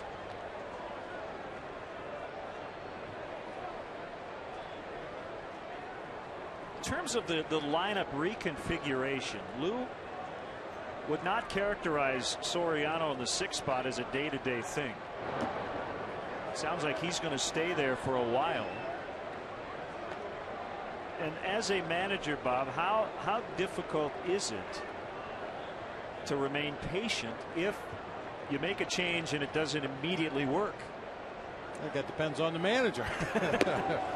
We've seen Lou run out of patience very quickly with changes to his lineup and immediately revert back to what he's used in the past. But for some reason, it's just a feeling I get from Lou. I think he's more committed to it this time. I do too. I think he wants to give this thing a chance to see if it'll take legs and maybe change the look of this offense, because certainly the way it's looked up to this point has not been good.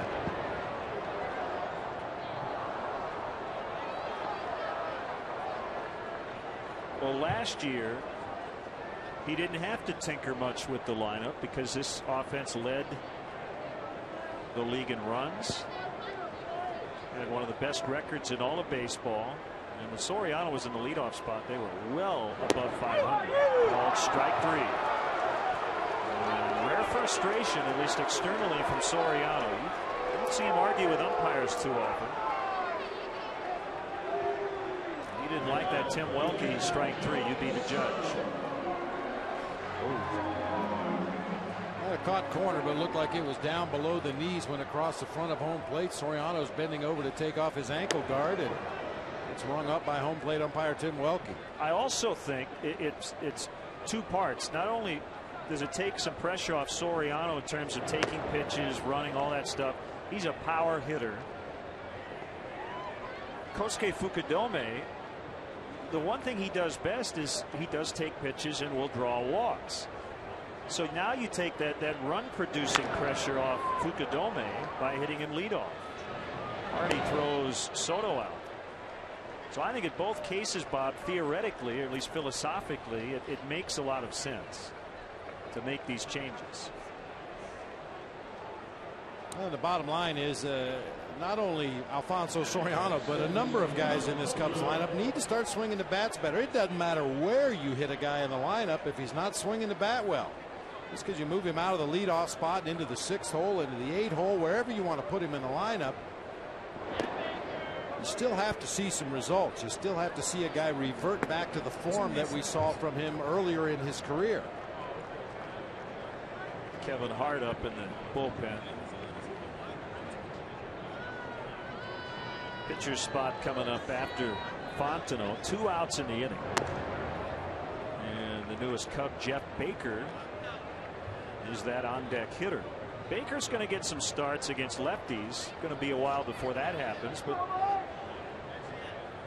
he could end up in somewhat of a semi-platoon with Mike Fontenot at second base. Got Andres Blanco. Again, a big logjam right now, which isn't a bad problem to have once Johnson and Ramirez come back, and some tough decisions will have to be made.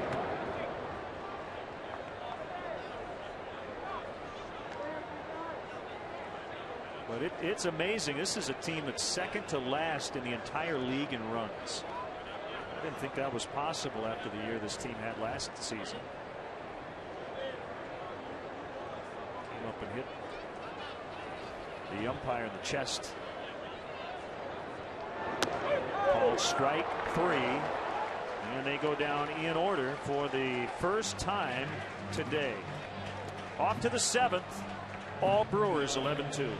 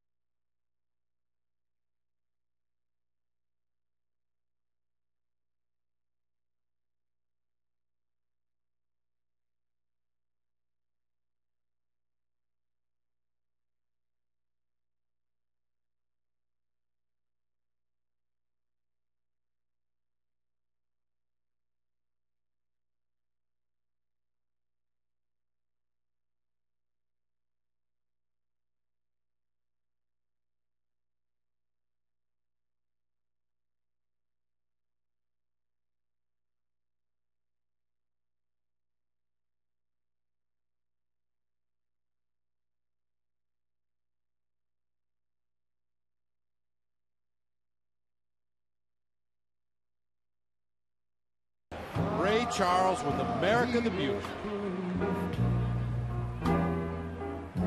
In liberating strife,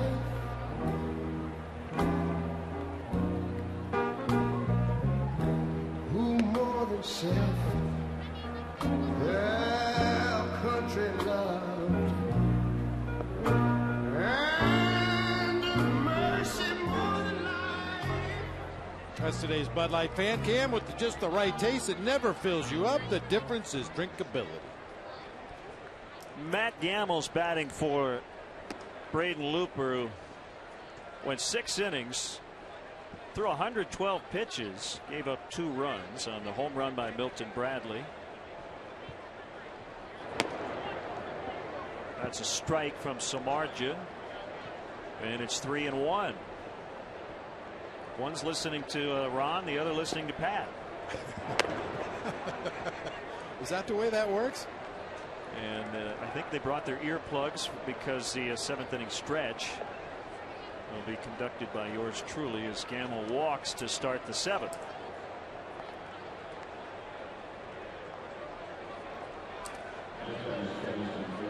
So Johnny Holstaff and yours truly in the ballpark today. Brought my tape recorder. I'm going to get a bootleg version of this 7th inning stretch today and make $1 million on eBay. Oh.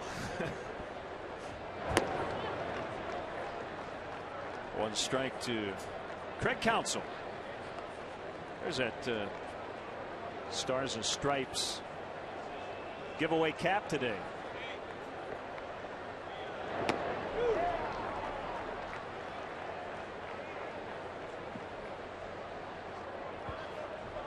Well, if I can be half as good as you a few weeks ago, I'll take it. You did a great job. Well, I don't want to alarm you, partner, but I see people down here below the booth with heads of lettuce and rotten tomatoes. I think they're warming up for the 7th inning stretch, too. Called strike 3. See a carton of eggs or 2 down there. I hope they're careful. I'm wearing a white shirt. See, they could throw tomatoes at you today with the red WGN Sports golf shirt. It kicks away from Soto on a wild pitch, and Gamble now in scoring position.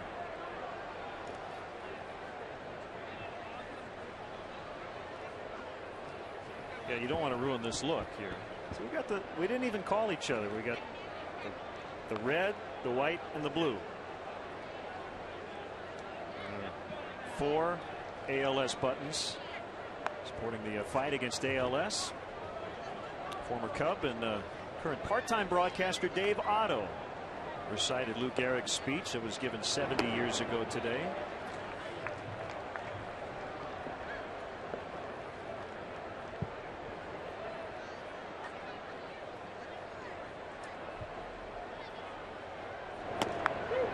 One and two on Hardy.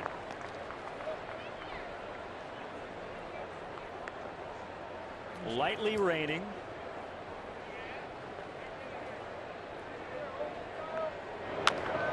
Bounced up the middle, not hit hard as Terrio throws to first. I saw some people leaving their seats, and I was starting to feel a little self-conscious, but now I see that it's raining. I feel a little bit better. I think they started leaving before the rain started. Where are you going? He's running down to the souvenir stand to see if they sell earplugs.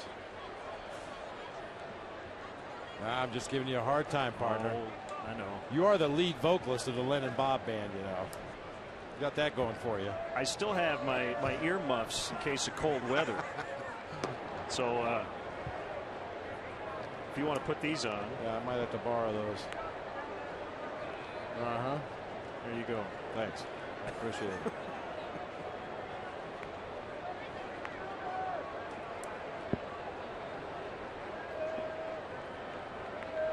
Runner at third, 2 outs, and a 1-1 count on Braun.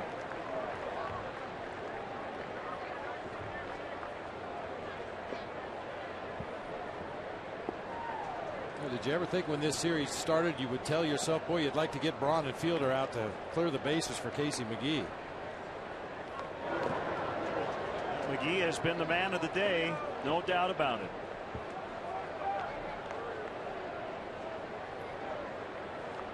McGee and Cameron, the 5 and 6 hitters, have combined for 9 RBIs.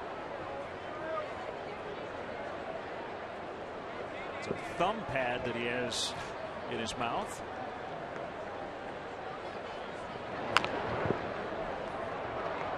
Gamble jumped over that foul grounder.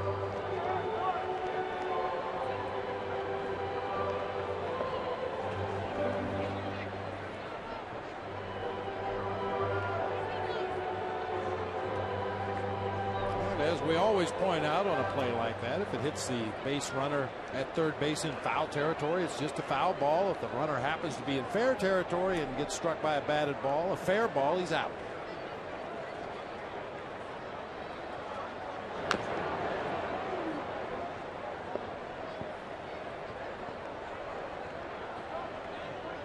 It's not raining hard enough to put out a barbecue grill, is it? I think you'd be okay. Just got to keep an eye on it.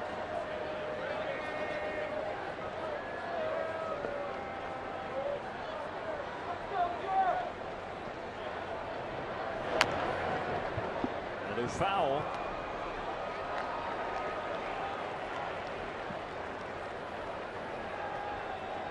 Reds lead the Cardinals 5-2 in the top of the 7th in Cincinnati. Micah Owings has gone the distance. For the Reds, Joey Votto is homered today, along with Owings for Cincinnati.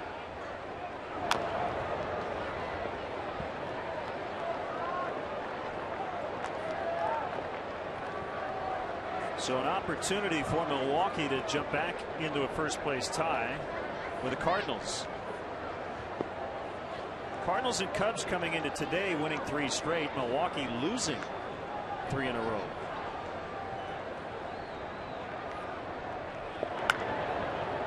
Pop up for Terrio. Time for the stretch. For taking out to the ballgame is Chicago Cubs television broadcaster Len Kasper.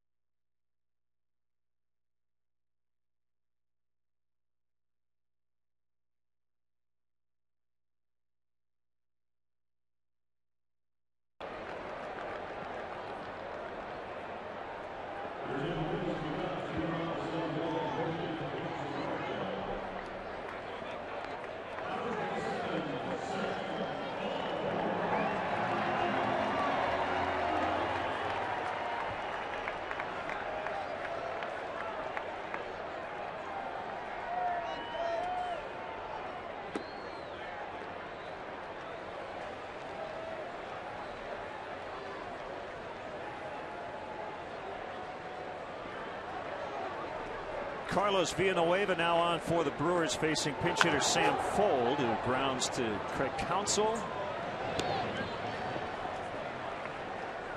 1 out. Tremendous job, partner. Got the words right. You hit every note. Low and slow. That's right. It's got a good beat. It's easy to dance to. I did it at 85. It's all Gary Pressey and the sellout crowd. They keep it going. See, that's it. They only came to see that. Continues to rain.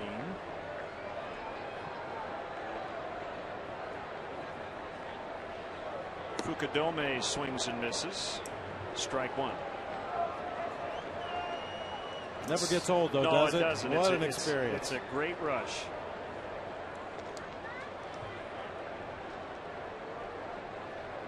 The big advantage we have is that we get to sit up here every day and experience a 7th inning stretch up close and personal. But it can be terrifying, especially for those people who had to listen today.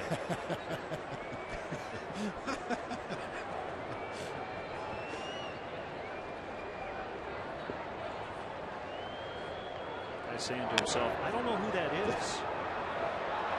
Braun coming in. We didn't need the slide, but showing a little flair.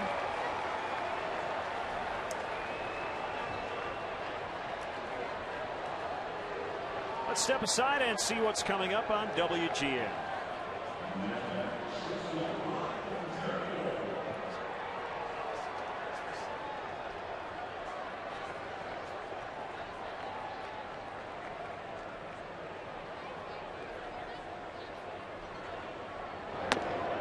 Inside to Ryan Theriot.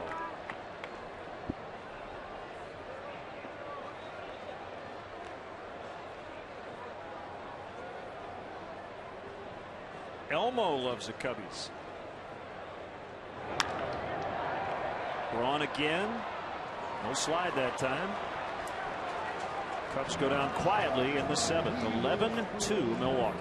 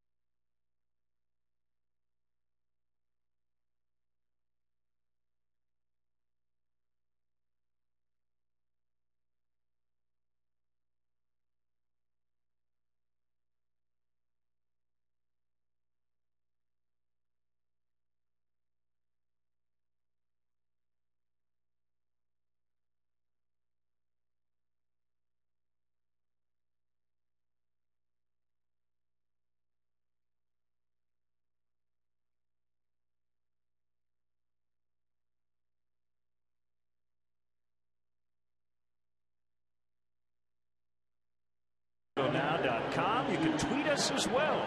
Twitter.com/Len and Bob. We would like to hear from you.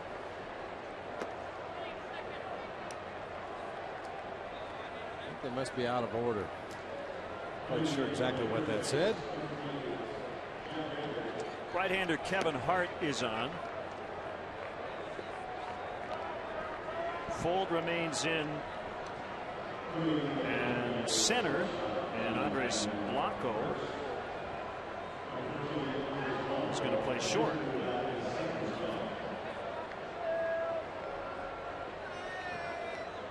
Jeff Baker at first as well. A bunch of changes here for the Cubs.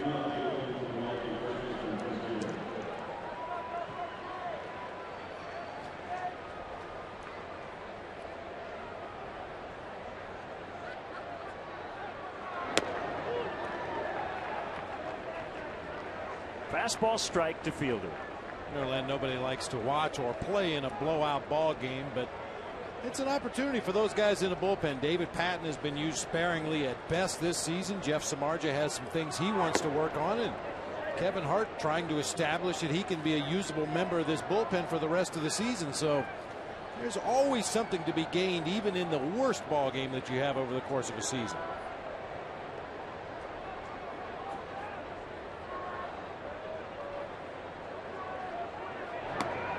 Inside.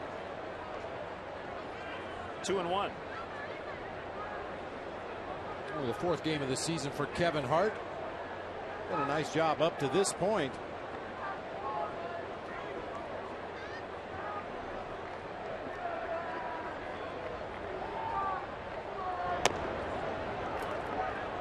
Three and one.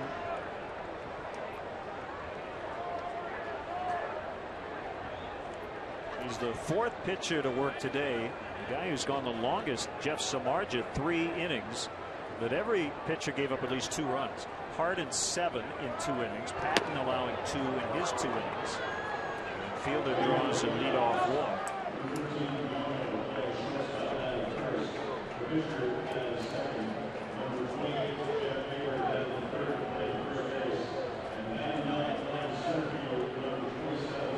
Fielder's on quite a pace in terms of walks. He's walked 3 times today, twice intentionally. He came into today on pace for 113. That would shatter the Brewers record held by Jeremy Burnitz, who walked 99 times in 2000.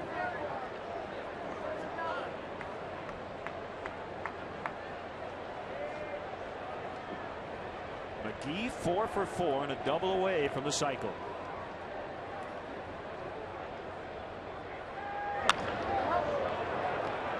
4, 6, 3. So McGee needed to make up for all the outs he didn't make earlier.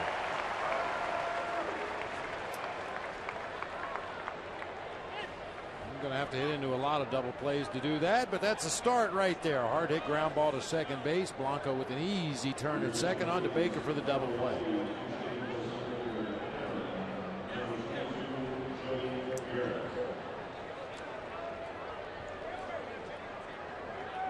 Starting to feel like a spring training game now, as both managers are going to empty their benches. Garrett batting for Cameron.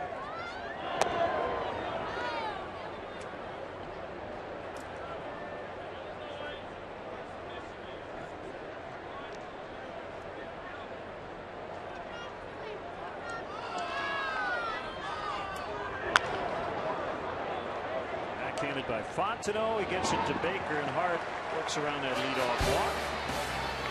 Bottom of the 8th. It's 11-2 Milwaukee.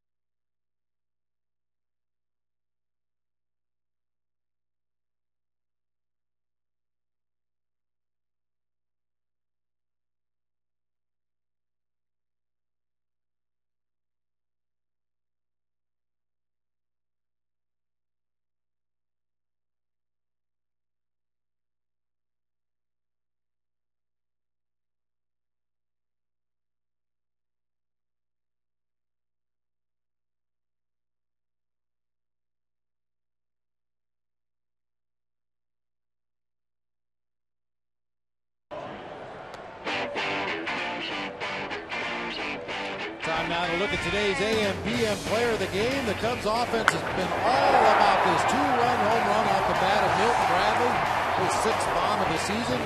RBIs number 18 and 19. Milton Bradley, today's AM/PM player of the game. Too much good stuff. And he'll bat after Jeff Baker leads it off. Milwaukee scoring each of the first 4 innings, adding 2 more in the 6th. Best they can do this weekend is a series split after the Cubs won Thursday night and Friday afternoon. Baker acquired from the Colorado Rockies earlier this week. It was prior to Thursday's game for a minor league pitcher, Al Albuquerque. And Baker made his Cubs debut as a pinch hitter yesterday and grounded out. Garrett stays in to play center. Right-hander Todd Coffey has pitched well for Milwaukee this season.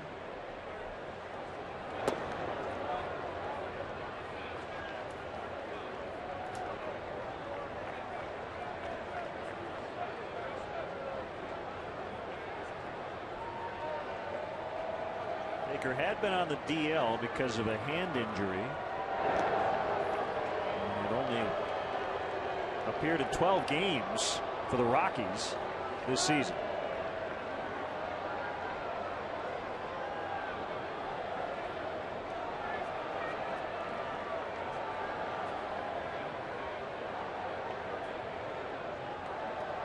Fourth-round pick out of Clemson in 2002. Bouncer foul. He finished his Clemson career as the school's all-time leader in home runs with 58. Father Larry played baseball at Army and worked in the Air Defense Division of the Army for 22 years. Jeff was born in Germany. He's lived in different cities all over the world. And he strikes out.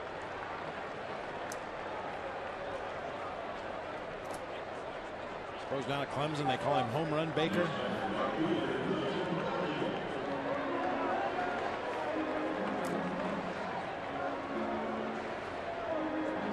Well, he does have some pop. Yes, he does.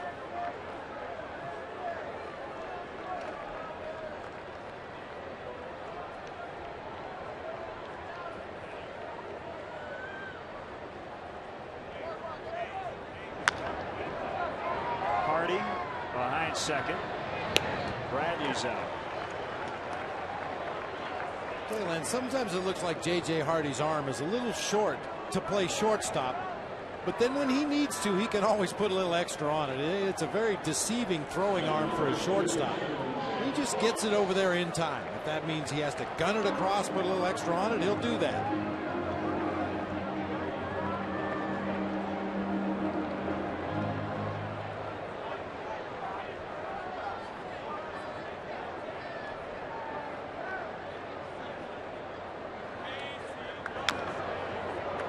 Best chances the Cubs have had today came in the first 2 innings. Bases loaded, 2 outs in the first, 3 on, 1 out in the second, but they could not get a run.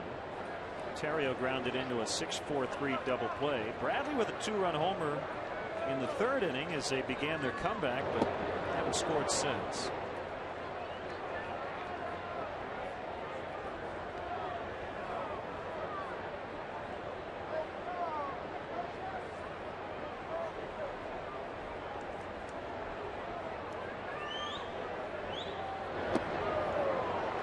Coffey goes 1, 2, 3 with a couple of strikeouts. So we'll head to the 9th. Milwaukee leading by 9.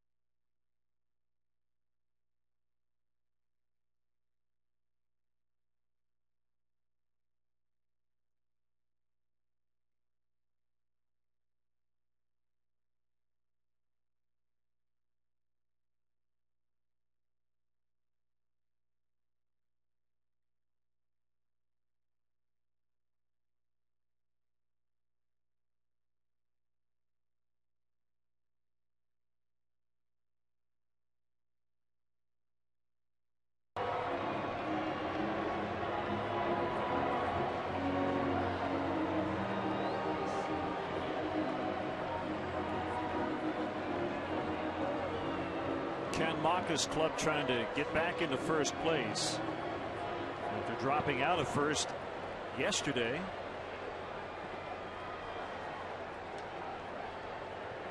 Ninth inning, Kevin Hart against Corey Hart. I believe there's a relation there.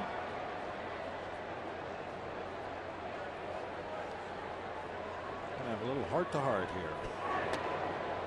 Too easy. Milwaukee has spent 43 days in first place this season. Left-hander Chris Narveson getting ready possibly for the bottom of the ninth.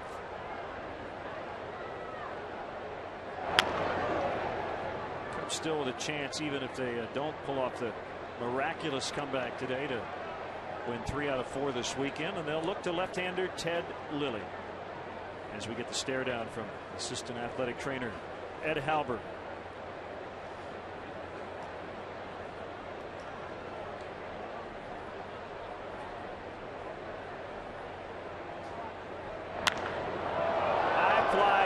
Deep to center field, fold on the dirt right in front of the wall.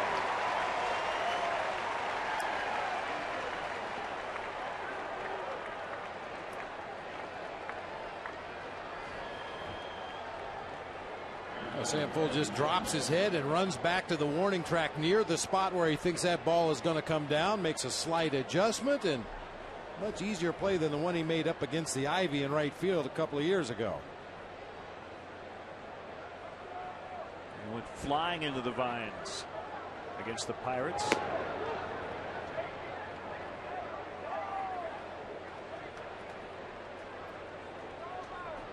Even in a 9-run blowout, Jason Kendall is going to go the distance. No surprise. Caught 149 games, or rather started 149 games at catcher last year. Broke a Brewers franchise record held by Darryl Porter at 121. He started at least 130 games behind the plate for 7 straight years. Well, unless you've ever actually assumed that position and got up and down and up and down and up and down out of a crouch about 250 times in 3 hours, and do it every day for 6 months, you have no way to conceive what Jason Kendall goes through every season. One of the most durable catchers in the game.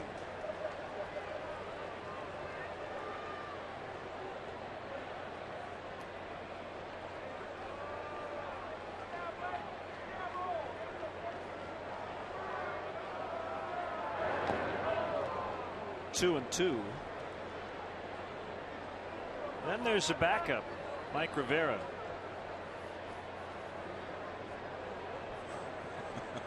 Didn't play a whole lot last year.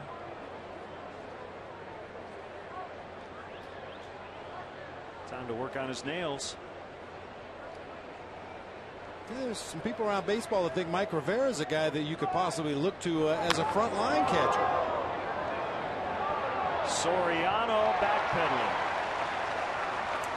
I mean, obviously Rivera rarely gets to play, has no opportunity to get any kind of consistency with his swing at the plate, but strong catcher, big time power, and there's some baseball people that feel like if he were given the opportunity to play 5 or 6 days a week, that he could put up some big offensive numbers. We may not know until Jason Kendall decides to retire. Bill Hall relegated to the bench in this series, and he bats for Coffey.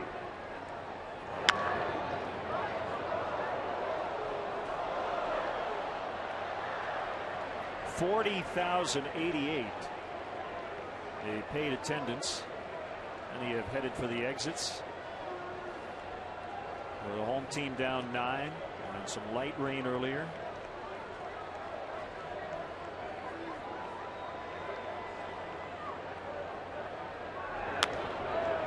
Golfed high in the air, foul, and out of play.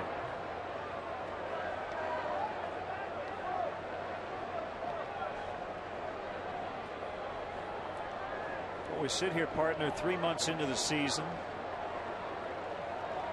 We've seen everybody in this National League Central a lot, including the Cubs every day, I still don't know what to make of this division. I'd like to think the Cubs can get hot at some point, especially when they get everybody back and healthy, and make a nice run and grab the lead. But it has been a very inconsistent season, and a loss today would drop them right back to 500. But nobody's running away with it.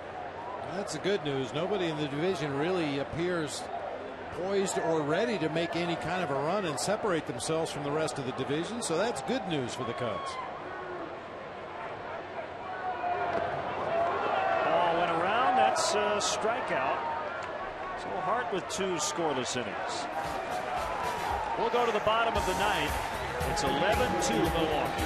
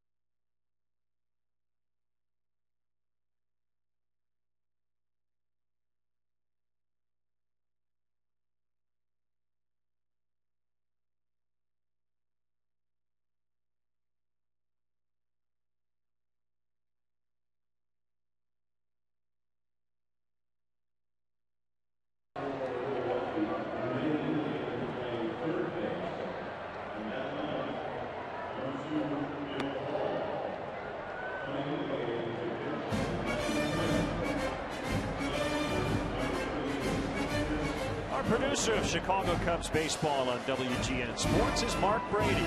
Skip Ellison is our director. Our associate producer Doug Stanton. The executive producer of WGN Sports is Bob Orwell. Thanks as well to our technical director George Dunmore, our stage manager Paula Ostrova, studio coordinator back at WGN Christina Ballas, of course our entire WGN Sports crew here at Wrigley Field as well. So Bill Hall playing third. Left-hander Chris Narveson is pitching, and he's 1-0 on Alfonso Soriano.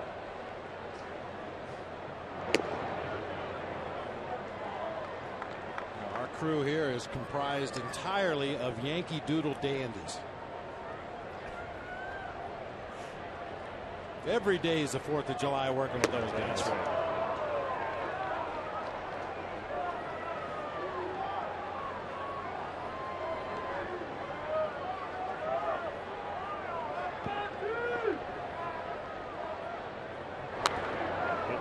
By Soriano.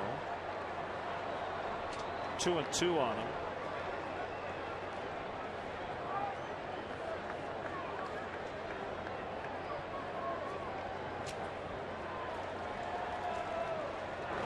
Swing and a miss over top of a curveball.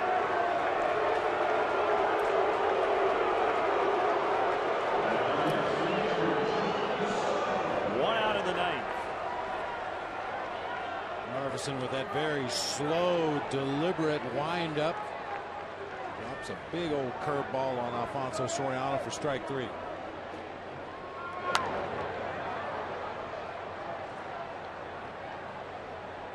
Will you be barbecuing late this afternoon, early evening? I will be enjoying some barbecue that somebody else is going to cook. I'm looking forward to that. That's the best way to do it. It is the best way. I can just supervise. High drive. Corey Hart in right. Gathers it in, 2 outs. Cubs without a hit since the Bradley homer in the 3rd. And their 6-game home winning streak very close to being over.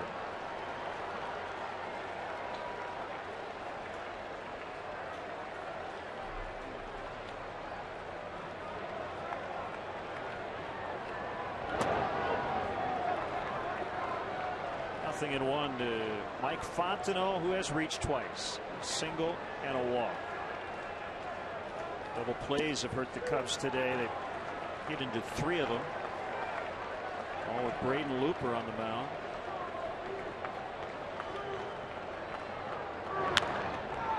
Base hit, center field. They give Sam Fuld a chance.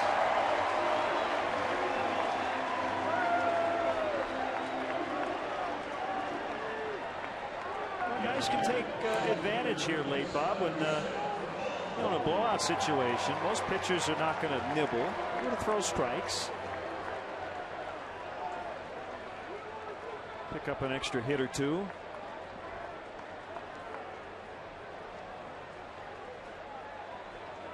Back in the day, Len, trailing by 9 runs in a ball game, every hitter was expected to take until you got a strike. That's not the case anymore, not only with the Cubs, but not with any team in the major leagues for that matter. You get a pitch to your liking on that first pitch, most managers are going to give you the green light to swing at it regardless of the score. She's still hopeful. There's that first strike to Fuld. 1-1. Were there kangaroo court fines levied for swinging at pitches in this spot when you weren't supposed to? Well, usually you were alerted to the fact that you'd made a horrible mistake by one of the veteran players on your ball club, and occasionally the manager would get in your wallet if you didn't realize the situation here calls for a whole bunch of base runners. We don't need you to swing at the first pitch and hit a solo home run. That's not going to do us very much good. We need a bunch of guys on base before somebody hits one. So you learned your lesson rather quickly. In the air to left, this will do it. Braun with the catch, and Milwaukee, after dropping the first 2 games of this series, they come back with a vengeance today as they club the Cubs 11-2.